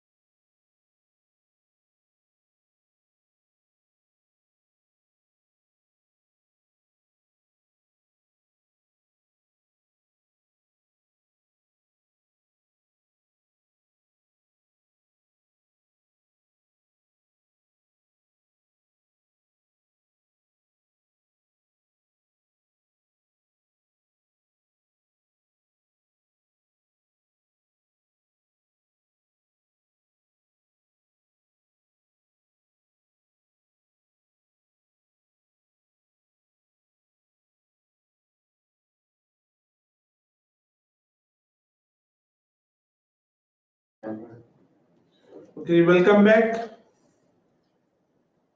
Have you finished it? Done. Okay, let me share a solution with you.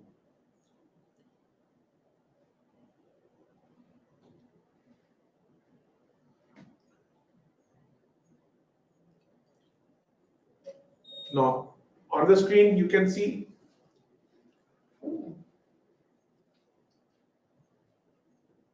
odd and even numbers. For all the numbers that you have said, I would do, add 1, 3, 5, and all the even numbers of would do, add it on a separate value. So add all would do for even and all would do for odd separately.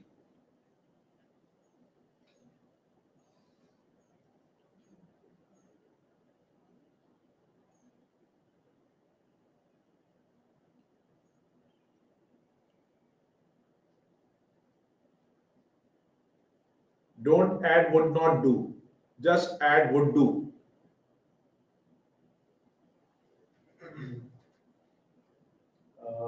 Muhammad Atiq is asking, please explain once again. Can I see the question here? Yeah, from the dialog box here, Upside upside, handouts. no, questions on the. नहीं मैं questionnaire देखना चाह रहा हूँ access करना. अच्छा, okay. Okay, You can just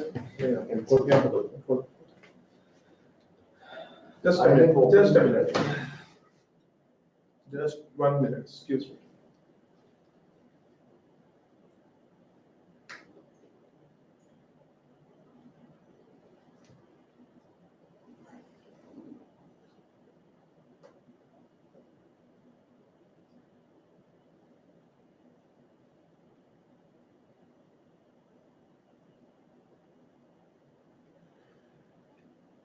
Now, each question is one I would or I would not do. If you have said I would do for, let's suppose, question number 1, you will add. But if it would not do, don't add that question. Similarly, for question number 2, if you have said would do, add. If you said it would not do, don't add. So just add all the even and odd numbers.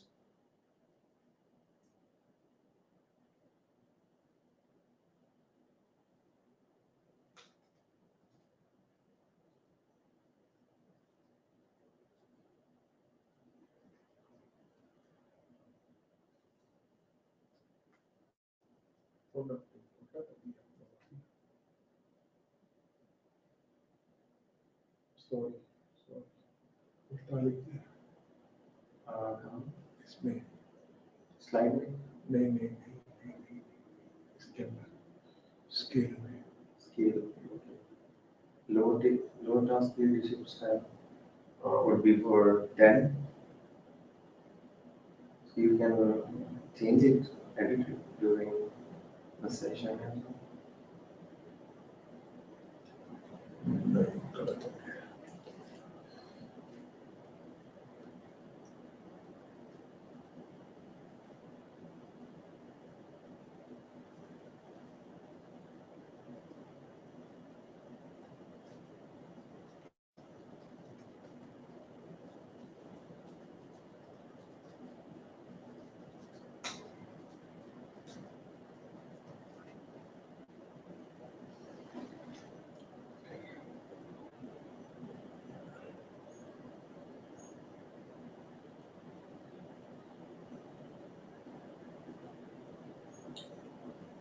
You can change it in the session.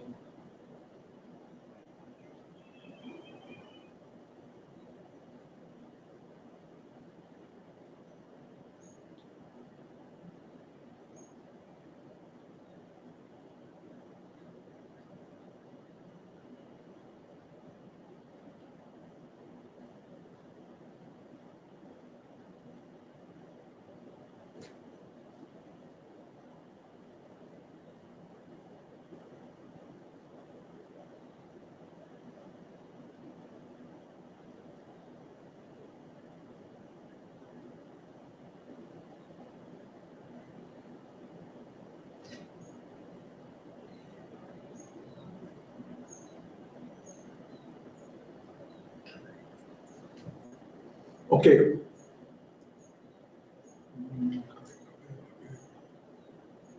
So this gives you your basic leadership style, fundamental of task versus people leadership.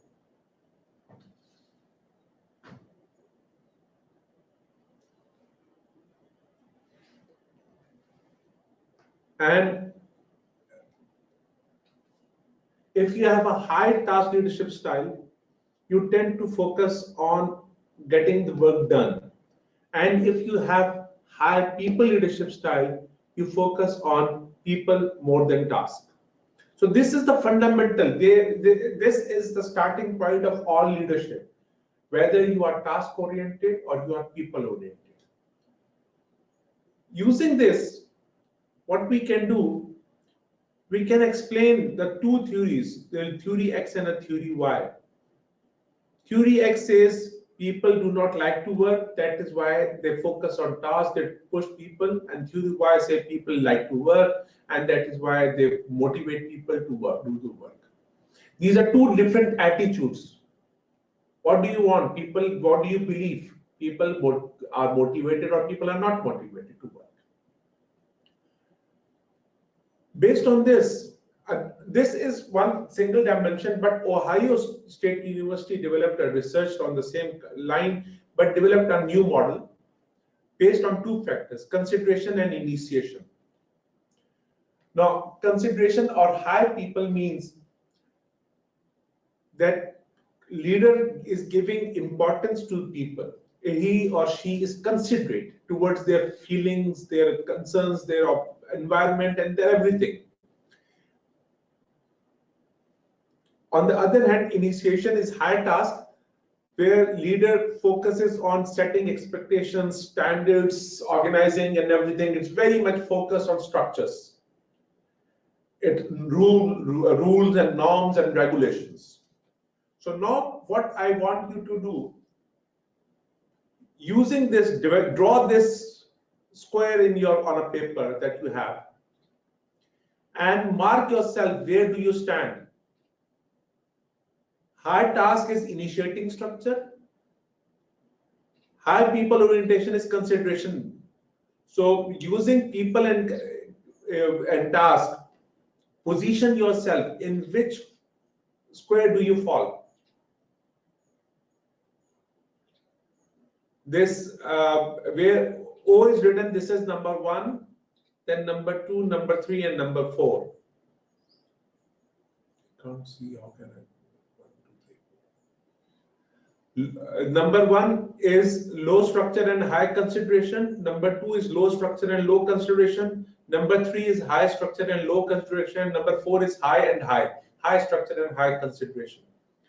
So 1 is low structure and high. 2 is low structure and low. 3rd is high structure and low, and 4th is high structure and high consideration. Where do you fall?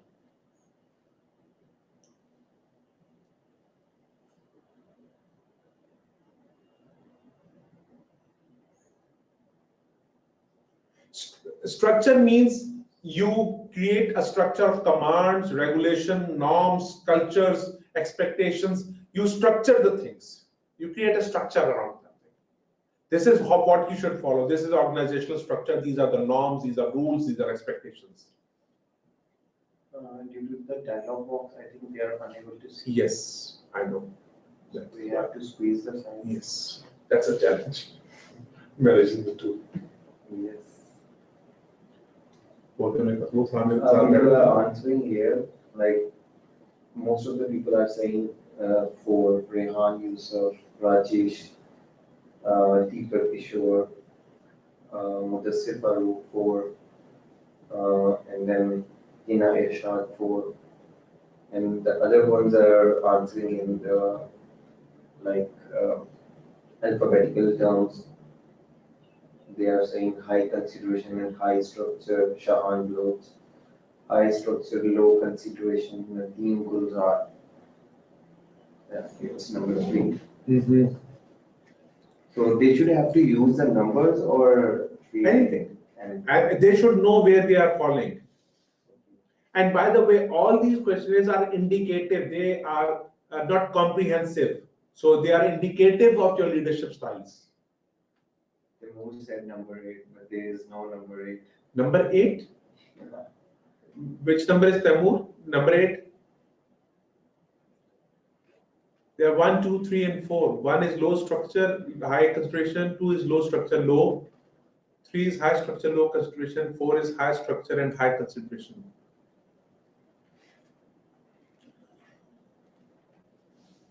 Okay.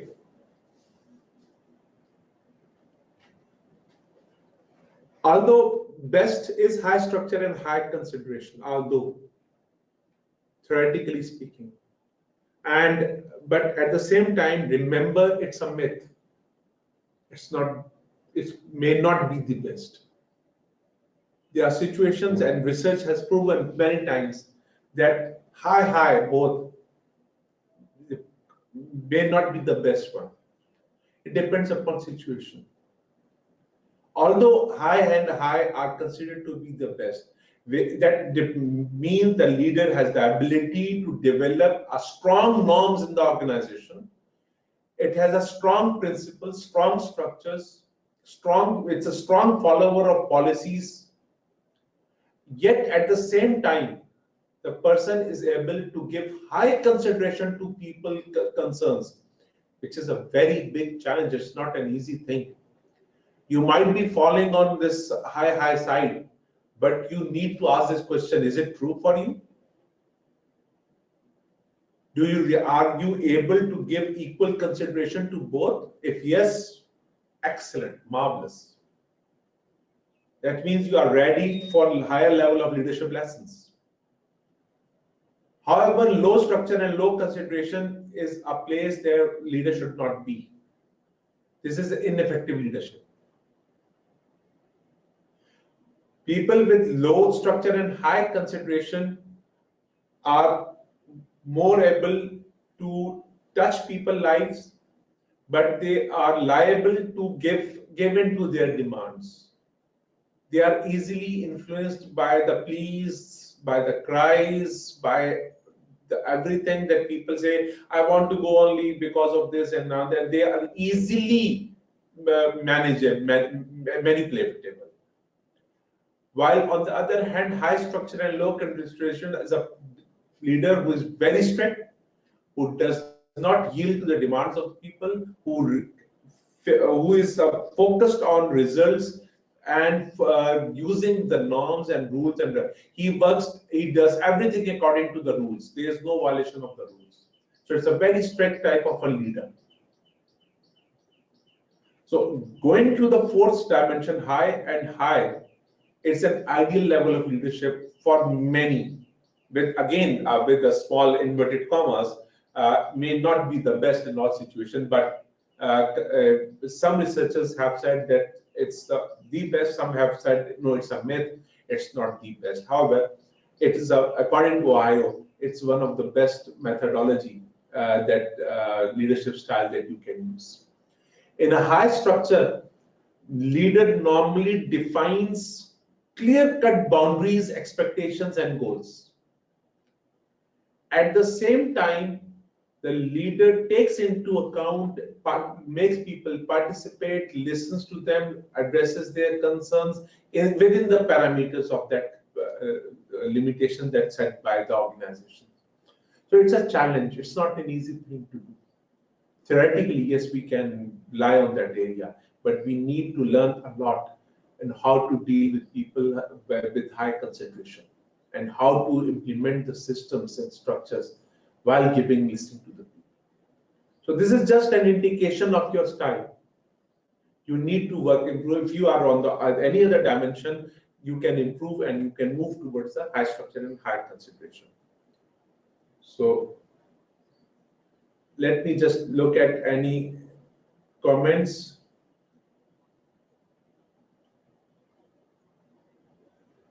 No, high and high is not self-centered. It is one of the effective leadership styles that balances both.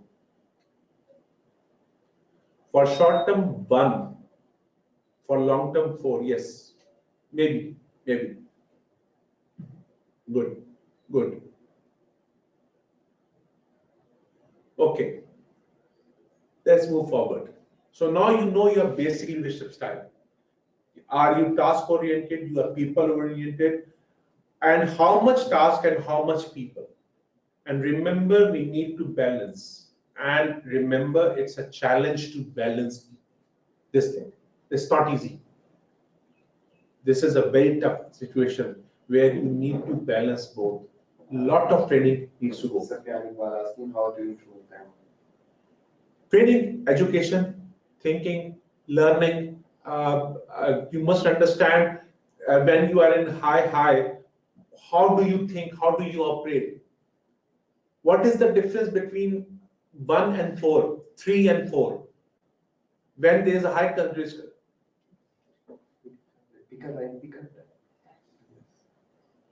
Low structure and high consideration means you do not have a command on the ground. Or while high structure and low consideration means you are not listening to people demand.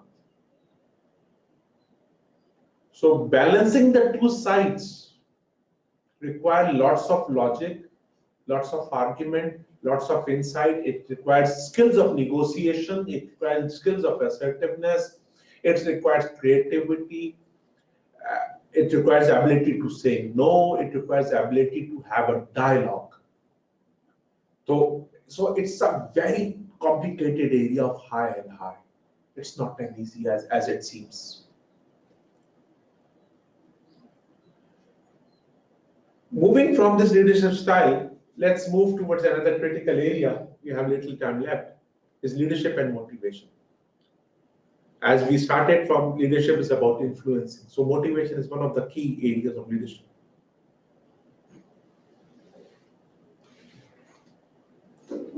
When we motivate people, we influence them. We focus, we ask them to change their behavior. We ask them to change their thinking. We ask them to change themselves, to move in a particular direction. And basically, the opposite of motivation is, as you all know, is demotivation. So when we motivate, we are asking to change their psychological state. Motivation is a psychological state. To change the psychological state from demotivation to motivation. And whenever people are motivated with their work, they produce a result. When they are demotivated, they do not work. They are negative, in a negative state. And people could be neutral. Those neutral people need to be motivated to become more positive. So as a leader, we are all the time focusing on our strategies of how to motivate. And there's no one right method of motivation. Motivation is based on the needs of the people. As you can see from this diagram, motivation is a need, then there's a motive.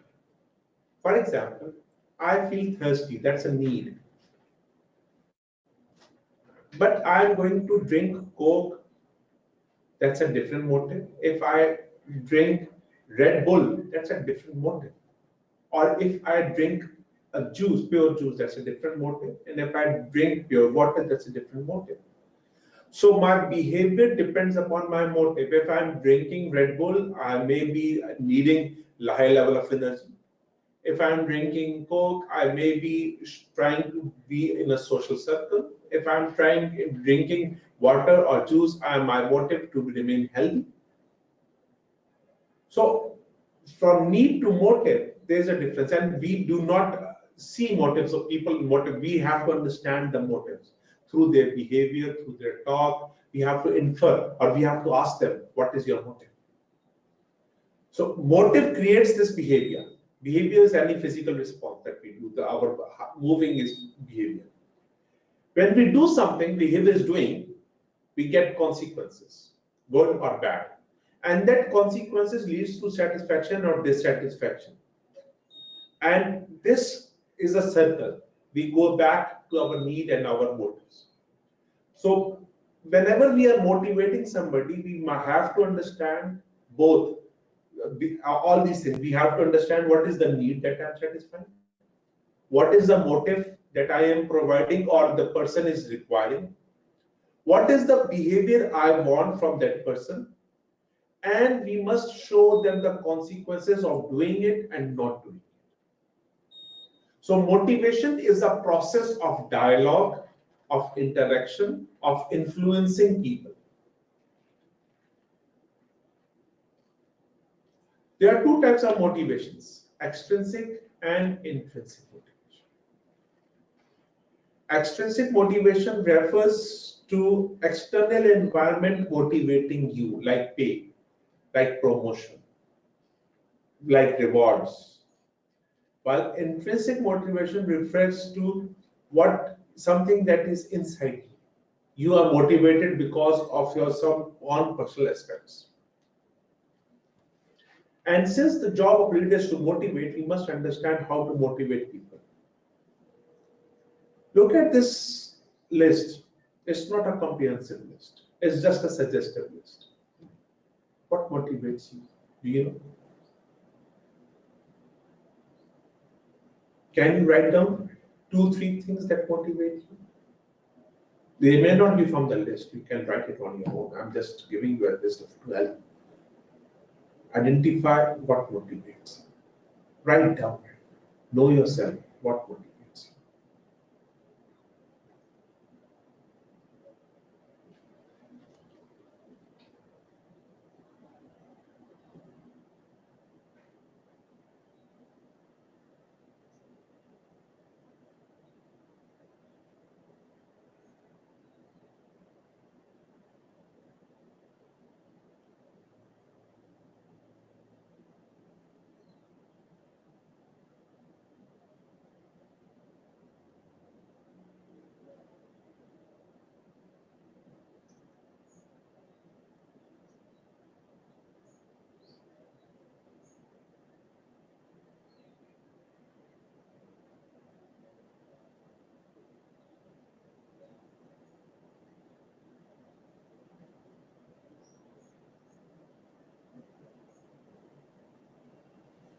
Getting acknowledgement, working in a global environment, interacting with other people from different culture,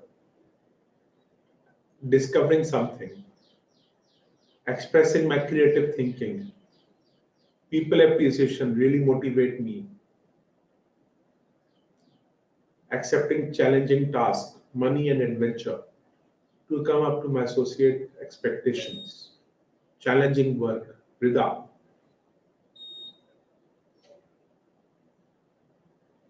Innovation, being part of something bigger. Rohit, good. Can you identify whatever you are writing? Is it extrinsic or intrinsic? Whatever you are writing, money and adventure, Asad, is it extrinsic or intrinsic? Sense of ownership, money, innovation and working for a particular task. Creating 1,000 jobs, very nice.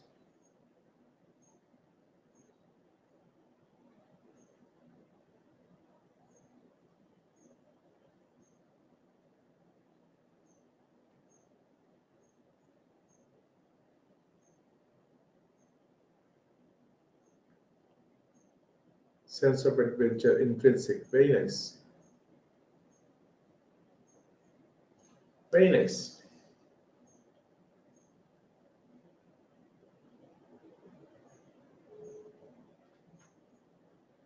Yes. Although we all want to have intrinsic motivations, it's very happy. Good to see people are having lots of intrinsic motivations.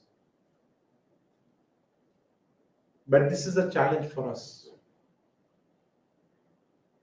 Many a time external motivations are so strong that we tend to deny or ignore our intrinsic motivators. Extrinsic motivators are very good. They need to be there. But intrinsic motivators are the one that leaders rely upon. when they create the vision, vision is actually something that creates intrinsic motivation. People are attached to the vision. Extrinsic motivation is added on top of it. It's not the core. Many of us work for money, for fame, for power. These are all extrinsic. We all like to have lots of money, we work for money. It's okay. We all work for money, we all need money. It's a very important part. But do not make money your main source of motivation.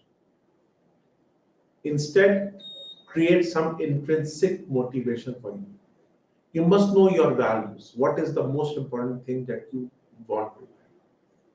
Why should you work? What is your value? What motivates you? So that when you are down, you should be able to get back on your feet. Whenever you are down, you remember it's your intrinsic motivation that will help you recover. It's not your extrinsic. Yes, sometimes extrinsic also helps. Yes, it do. That's not denying it. But intrinsic is more important. So when you want to motivate your follower, your peer, your subordinate, your colleague, your sibling, your parents, anybody, remember the need and the motive. You need to discover that need. When you say your motive, when you say your intrinsic motivation is adventure, what is the need there?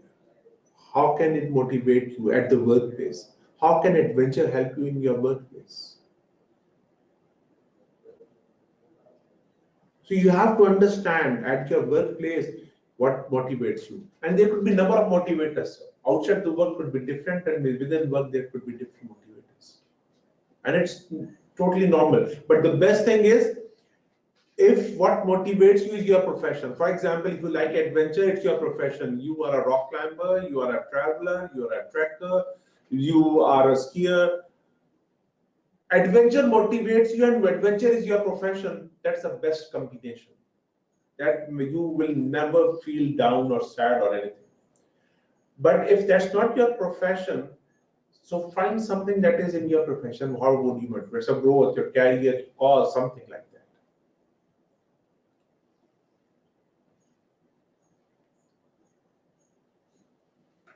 Think of a situation in your organization or in your family, either. Think of a situation. You have given a situation of leadership. You are a leader. And you have found out that your team is demotivated. You cannot give them financial incentive. You do not have the power. What steps will you take to motivate your team?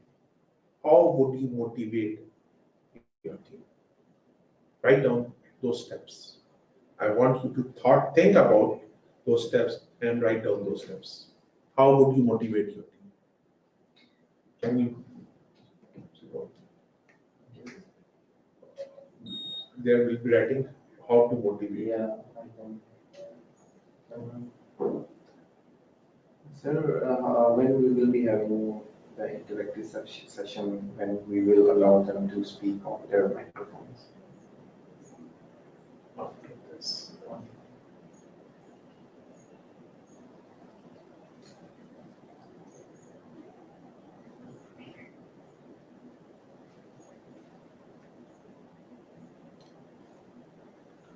Organize training and team events. Make daily tasks challenging and add sense of achievement in work. Improving their skills. Okay. What if they are very highly skilled team but more demotivated?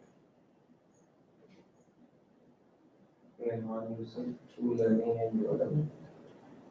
Earlier should identify their intrinsic motivations by discussions, observation, and try to connect organizational objectives with those intrinsic motivations, explaining employees about what is in it for them. And Adil is saying make daily tasks. Beanbag. make Sanjana, what do you mean by bean bags? Okay, Adil, they make daily tasks challenging and add sense of achievement in work. Abdul Kareem Siddiqui improving their skills. Muhammad Imran Asif saying possible future benefits. Mudassir Farooq have a discussion with the team, ask them to come up with a career path, what they want, then discuss how can the company assist them in achieving those goals. Good.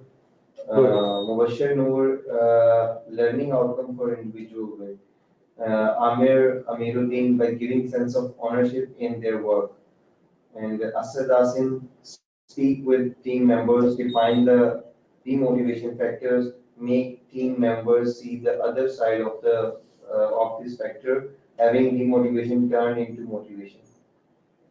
Shahan Baloch. Ali Zahid. Yes, that's very nice. The 4 steps, very nice, Ali Zahid. Discuss with SMT future benefits, that is performance bonus for goal achievement and communicate to staff. These religious values is a big motivational factor. Nadeem Gulzar by discussing rewarding and telling them the importance of tasks. Rohit Sangani, team building. Muazzar Kazim Latif skills from work done with the people and through the people. Good. Now, excellent. Excellent. Now remember, motivation is a process. It's not a one-time event. It's a process that you need to follow. And there is no one given process that is sure to act all the time. No, there's no one process. But you must understand there are certain key ingredients of that process. And let me share those key ingredients of that process. When people are demotivated, and as many of you have rightly pointed out, you need to listen to them, you need to hear out about what they want.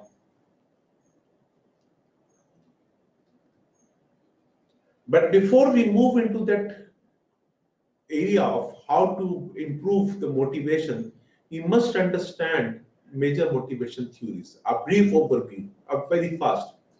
All of you must have gone through hierarchy of needs Maslow theory. That is from physiological, that is we want to food, shelter, to self-actualization. That is whatever I'm doing it for myself. I want to be good at something. We need to identify how can we move from physiological to social to love belonging. How can we move people to the higher level of this triangle? We need to understand. If their issue is basic physiological, we need to address that. But if it's met physiological, then we have to identify how can we make them go towards the love and belonging or esteem. And remember, people can be at the love and belonging level without meeting their physiological need. People sacrifice, and we have lots of examples where people have sacrificed their hunger, their shelter for the love of another. So concept of sacrifice helps us, it motivates us to share. So we move towards the love and belonging. Then there's a Husband 2-factor motivation that says there are hygiene factors and there are motivators. The salary is just a hygiene factor. It's satisfier. You should have a good salary. But motivators are different.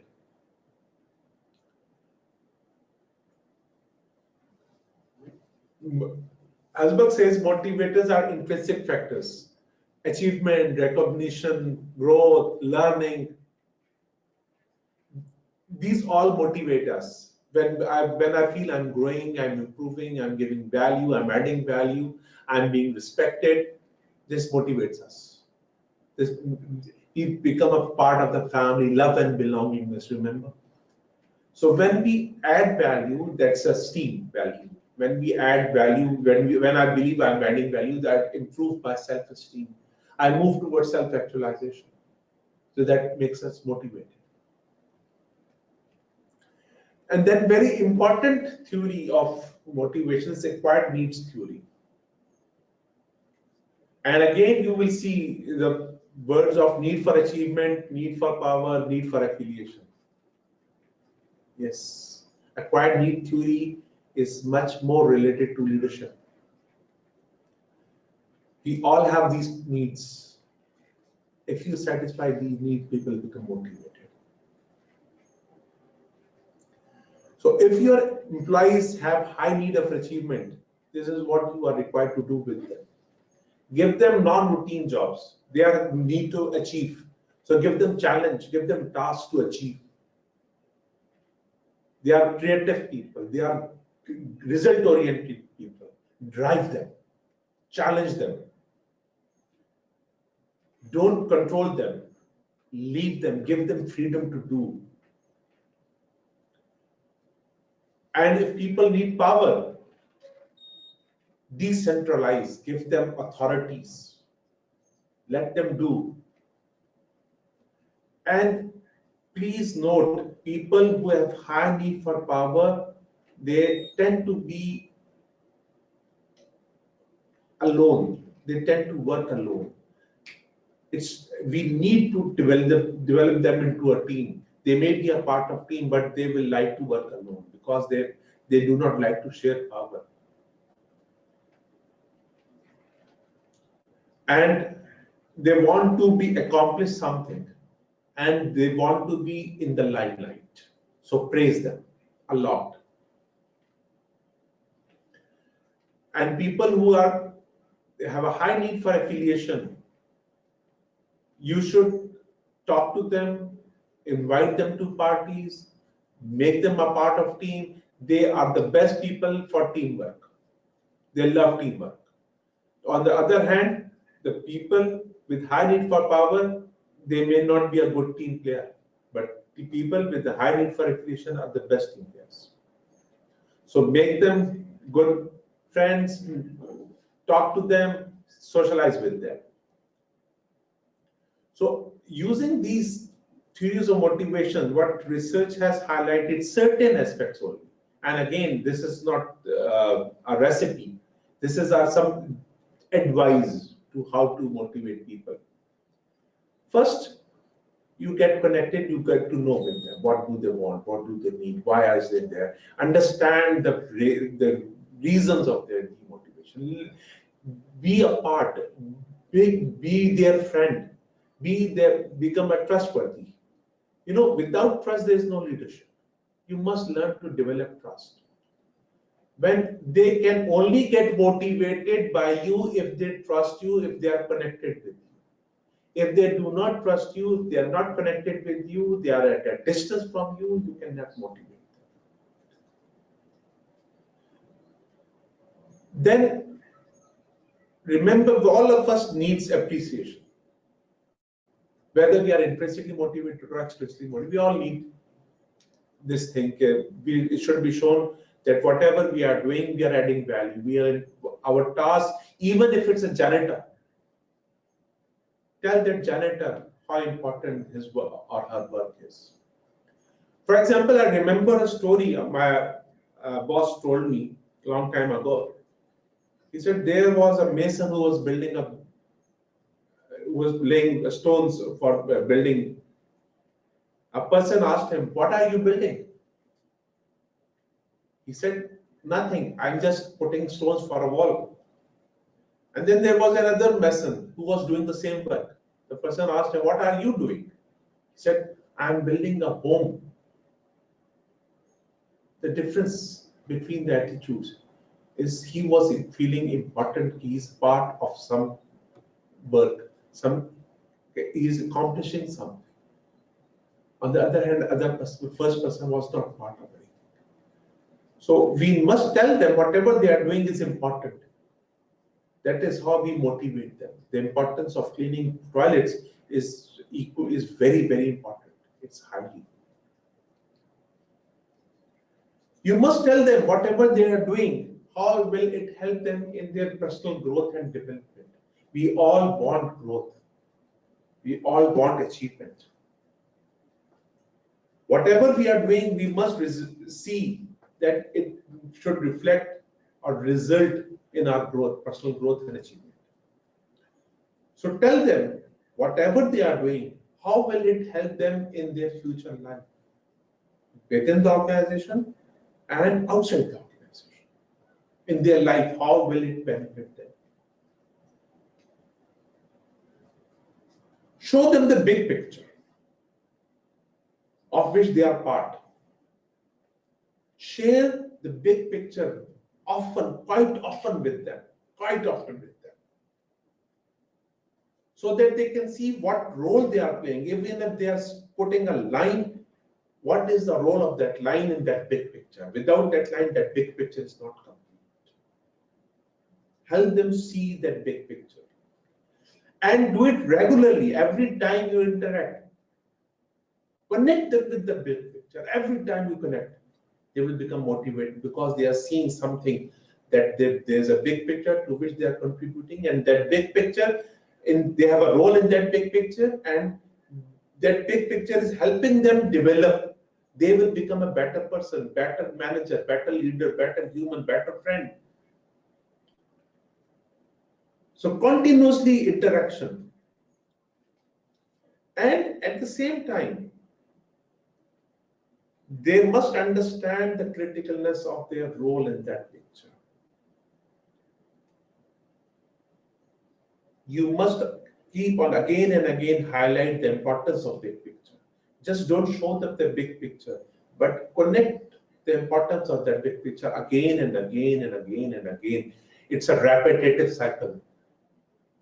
The more you repeat the importance of the big picture and the big picture and the relationship of their work with the big picture, the more they will be satisfied. And they must be assigned goal in line with the big pictures that they are performing, so that they see what is their contribution. So put yourself in these shoes, in the shoes of the person who is demotivated. Were you demotivated? How did you motivate yourself? Did you have access to big picture? Look at these steps.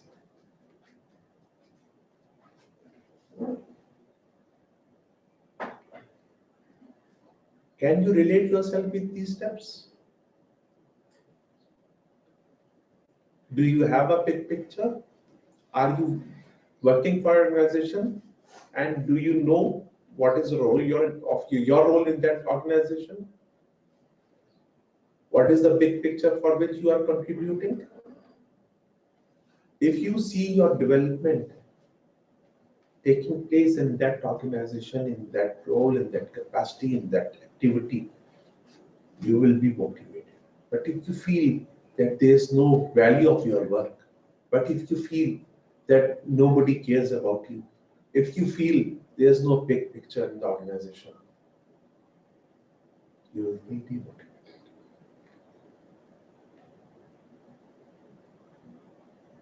Remember, as a leader, we have to motivate not only ourselves but others as well all the time. And motivation can only happen if you know the needs of people, their motives behind. And if you look at their behaviors and correct their behaviors time to time and link them, connect them again and again, share stories with them. Leadership is all about stories. Leaders tell stories. Remember, if you are good at motivation, you are good at leadership. Remember, if you are good at motivation, you have a story to tell. Stories are about motivation. Stories inspire people. If you are good at story, you are good at interacting with people. You understand them. They look upon you. Develop trust. integrity is a fundamental aspect of trust. If you are a person of low integrity, nobody will trust you. When you get connected, you will feel the dominance, you will feel the high energy. When people are around, people who are around you are demotivated, your high energy level will magnetize them, will charge them. But if your energy level is low, you will not be able to motivate them, you will be demotivated yourself. If you are stable and people are angry, people will look towards you for decisions. Motivation starts with you. You have to demonstrate highest level of motivation in your actions first. Only and only then would you be able to apply motivation theories or practices at your workplace. In the last days, small case given in the handout. Read that case and questions they are given at the end. There are some questions I've also written here. And then we will unmute few of you to discuss this case. Let's see, what do you say? This is a case on motivation, a strategy of motivation. Do you agree or disagree with this motivation strategy? So take 5 minutes to read this case, and then I will unmute few of you to discuss. But before that, they have to raise their hands to let us know that they want to speak with us. And all the participants out there, you should have to be aware that your microphone will be working before asking us to unmute, and everything on your side will be like peace and calm in the background, so that there could be no voice or some sort of distortion. Only then we will allow those participants who will be willing to participate. So take 5 minutes, and we'll be back after 5 minutes. Read this case carefully. Thank you.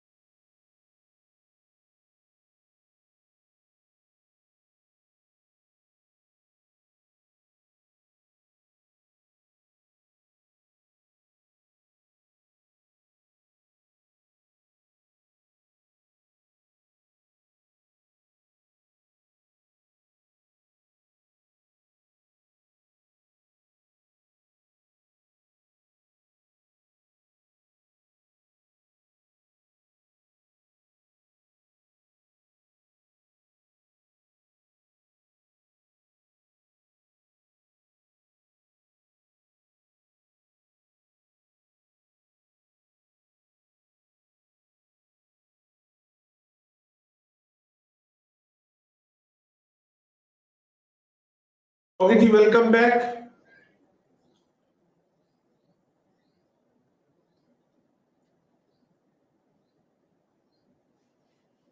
Anybody who's interested, please raise your hand. Due to shortage of time, we'll be taking a few participants on board to discuss, and we will be unmuting their mic. So Usman Ghani, if you are interested, please raise your hand. We will unmute you. So you have to pop out the attendees. Let me check.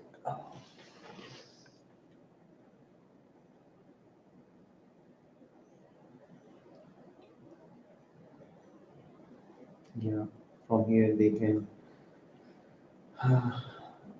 Okay, Noreen want to. Okay, Noreen, we are going to unmute your mic. You can say whatever you want. Yes, Noreen. About the case study. Hi. Yeah, I want to say that this practice can be useful when there was that time where the people were more trustworthy. But in this time, it's not practical, and it's also dependent that it is applicable in which country. So if you think about my country, Pakistan, I don't think it would work out. And the other thing is that there are a lot of compliance and there are a lot of standards which we need to follow now. And there are audit restrictions that there would be a tougher need for control procedures. So I think it will not comply with the control procedures, this practice. Okay, So I Noreen. think that won't be, yeah. Okay, just let me give a brief comment on this one. Yes, that's an argument that it may not be applicable in Pakistan, it may be applicable in Japan, China, or any other country. Question is, if I ask you to adjust your own time, be on flexible timing, and work as per your own requirement, do you think you would be able, you would like it or you would dislike it? Are you trustworthy? What do you say, Noreen? If we give you this thing apply on you, what would you do? Yes, Noreen. I think I would not prefer making my schedule myself, because I think in that way I would have a lot of liberty, and I might not stick to my schedule, and then I will, I will take work for granted, and I will probably do my personal stuff in between, and I would manage things like that in my favor. And I think I would not take work more seriously if I do it myself. Okay. So you don't feel comfortable, but let me just share with you, this practice is a very common practice world over in many countries. It's a common practice, and many organizations prefer to assign work based on their own goals. Now let me call Venkata. I'm unmuting you, Venkata. Let's hear from you. Yes, Venkata. Yeah, good afternoon. My name is Srinivasu. I'm from Oman. I saw the question and I looked at the answers also. It's very interesting. I am aware that many countries follow this. I don't think it can be practiced everywhere, and it also depends on the size of the organization. And the first question, answer to the first question is yes. The first two techniques, yes, definitely they will work anywhere because they are closely associated with the organization and what it does. And the third one is, I have a doubt, and we need to look at the size of the people. I don't differentiate between countries and locations. It purely depends on how we can manage those people. The third question actually, like empowering the people to think them as bosses of their organization. I think it's a role culture, and any person who thinks that he is a boss, it slightly influences their behavior, and chances of misusing that. Excuse me. What if I say I want to apply this motivation technique on you? How would you react? Would I you really like it, or you would not? I really like it. I really like it, and in fact, I would appreciate it. I think I'll be more productive, and I can contribute more to the achievement of the organization if I'm given an So, opportunity. as a manager, would you like to implement it in your department? Like I said, I would like to, but that again depends on the business and the number of people I handle. If the number of people I handle are a bit where I can have like see what they are doing, yes, I would like to, because the more if the number is more, you actually lose control on that, and you cannot spot people who misuse this facility. Okay, thank you. I'll just comment on this one. There are organizations in the world, one in Brazil, that has, and it's a very, very, very large organization. They make engines of airplane and submarines, and they apply this type of technique to motivate their people. They have flexi hours. People can come and go anytime they want, anytime they come and they go. They are goal oriented. Their CEO has no room. Whenever he comes, he can sit anywhere he wants. Telenor has this in Pakistan. There's no this thing, no assigned sitting space. It's flexible timing. Let's look at Mr. Asghar Khan. Asghar Khan sir, I am unmuting you. Yes, Mr. Asghar Khan sir. Mr. Asghar Khan, can you hear me? We can't hear him. Asghar, Okay, let me call Mr. Mudassir Farooq. Mr. Mudassir, I've unmuted. Can you hear me? Yeah, thank you, Mr. Mubin. I just wanted to second what you said regarding the open office space and everything. Usually, in the global practice right now is that big multinational companies, they're tending to have no room policies. The CEO, the CFO, the management, they're asking them to sit in the open space with the rest of the team. And the flexi hour concept, it's very mature in the Western world as compared to our countries at the moment. It is something very good. I mean, if you tend to have your work, family, life balance, this is the most professional way I would say that can assist people. But unfortunately, people tend to misuse it, and those people who misuse it, they tend to make other people's problems as well. So I think this is the best way to motivate your employees, that you tell them, you give them the freedom, you give them the goals and the tasks, that this is what needs to be done. And if the management is also on board with their employees, I mean, the culture that was there a decade ago, that the CEOs and CFOs would have these huge lavishing rooms, that concept is no longer there. And I think going forward, these type of things are going to be more practicable to the organizations. Okay, good. Thank you, sir. We can see from here that it's about your belief system. What do you believe about people? And what training do they need? What belief system do people need to access to be motivated like in this environment? It is applicable everywhere. I have implemented it in my department, where people have flexible timing, flexible goals, and to the extent one of my employees decided his own salary. And yes, people are very, very careful. They know what is right and what is wrong. They do not ask for exorbitant prices. They will ask you for a price that they feel is due for them, what they believe they can add value. And yes, we need to train people. We need to change their belief systems. We need to implement a culture where this is possible. As a leader, this is our job to create that culture. This is as a leader, our job is to help people understand and create something.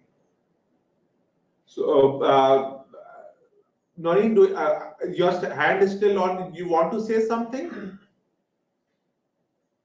Askar has messaged me that his microphone is not working. Can he send his feedback through dialog box? In the question? Sure. Yeah, Askar, you can share your feedback through the dialog box. Motivation is about helping people change their belief systems. To do that, leader must change his belief system first. If the leader believes that people are not trustworthy, how can he or she motivate? You must give them the chance. You must trust them. Yes, there will be some issues, but let's manage them. Let's handle them as they come. That is what structure is all about, and that is what consideration is all about. We should have all the structure and all the considerations. That is the challenge of high consideration and high structure. If you remember, not long time ago, in Pakistan, and I think also in Bangladesh and Sri Lanka and in India, general stores were not superstores. There was a man who was sitting behind the desk and used to give out things. He was working out of the concept that customers who are coming in are thieves, they will steal things. But now, do you think it's true? We all go for shopping and we all go to supermarkets and we all have cards in our hands and we do all sorts of things. How many of us steal? There will be people who will be stealing, but those 1% does not, we do not let them destroy the system. That is what it is. Leadership is about your belief system first. Develop your positive belief system about people, only then you expect people to change their belief system about you. Leadership is about a style, and your belief system plays the key role in that style. Develop your positive belief system about people, only then you can motivate them. Have a good leadership style. Have a strong consideration and initiating structure style. That's very important. You must develop your belief systems in line with that. If you feel there are hurdles, develop a system that is initiating. How can you overcome that system, those negative consequences of that thing? But do not stop yourself from doing good because there are people who will violate it. Don't stop yourself. With this, I think our time is up. Sir, let me ask you something. Sure. Lots of people have posted questions that remained unanswered, and lots of there are so many questions. There are so many questions. I have the option to save these questions and send to you, so that you can allow if I need to know that if you can answer to these questions in a very brief and scripted manner. A few questions, not all. Not all. Few questions. Okay, so to all those participants who really want to get their questions answered, please you either email me. You can have my email. Yes, I can send to them the email. Yes, those who want, they can ask me. You can tell me right now. Or they can call me on my WhatsApp. But better send me an email. What's your email? MOBIN. Okay. At talent.org.pk. Or second email is MOBIN, Mobinul Haq, ULHAQUE, Mobinul Haq @gmail.com. Okay, I am sending to both the emails. I hope everyone have received my message. Please let me know that if you have got the message through the question dialog box. Both the emails have been sent to all the participants. You can send all your questions straight away to the our trainer, or you can also send at my email, that is acccmmembers.pk@gmail.com or members.pk@acccaglobal.com. Thank you, everyone. And our next session will be about exploring leadership styles, and we'll be discussing various leadership styles. If you want to say anything about this session or next session, please let me know. I'm going to launch the feedback poll. So it's on their screen. Please let us know about the feedback for today's webinar. Thank you, and it was a pleasure being with you. See you next time. So, let them answer the 4 questions. No, you have to respond to the feedback. Just about. Okay, guys, you have only 1 minute left. I hope everyone will respond to the. I'm enjoying my tea. Hope you too.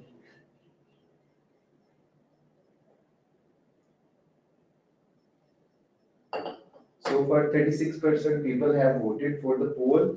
I hope that 50% at least will vote, inshallah.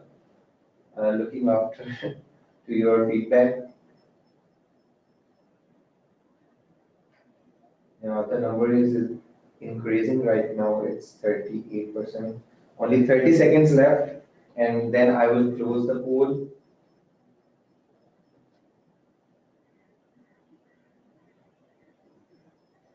$15 seconds now.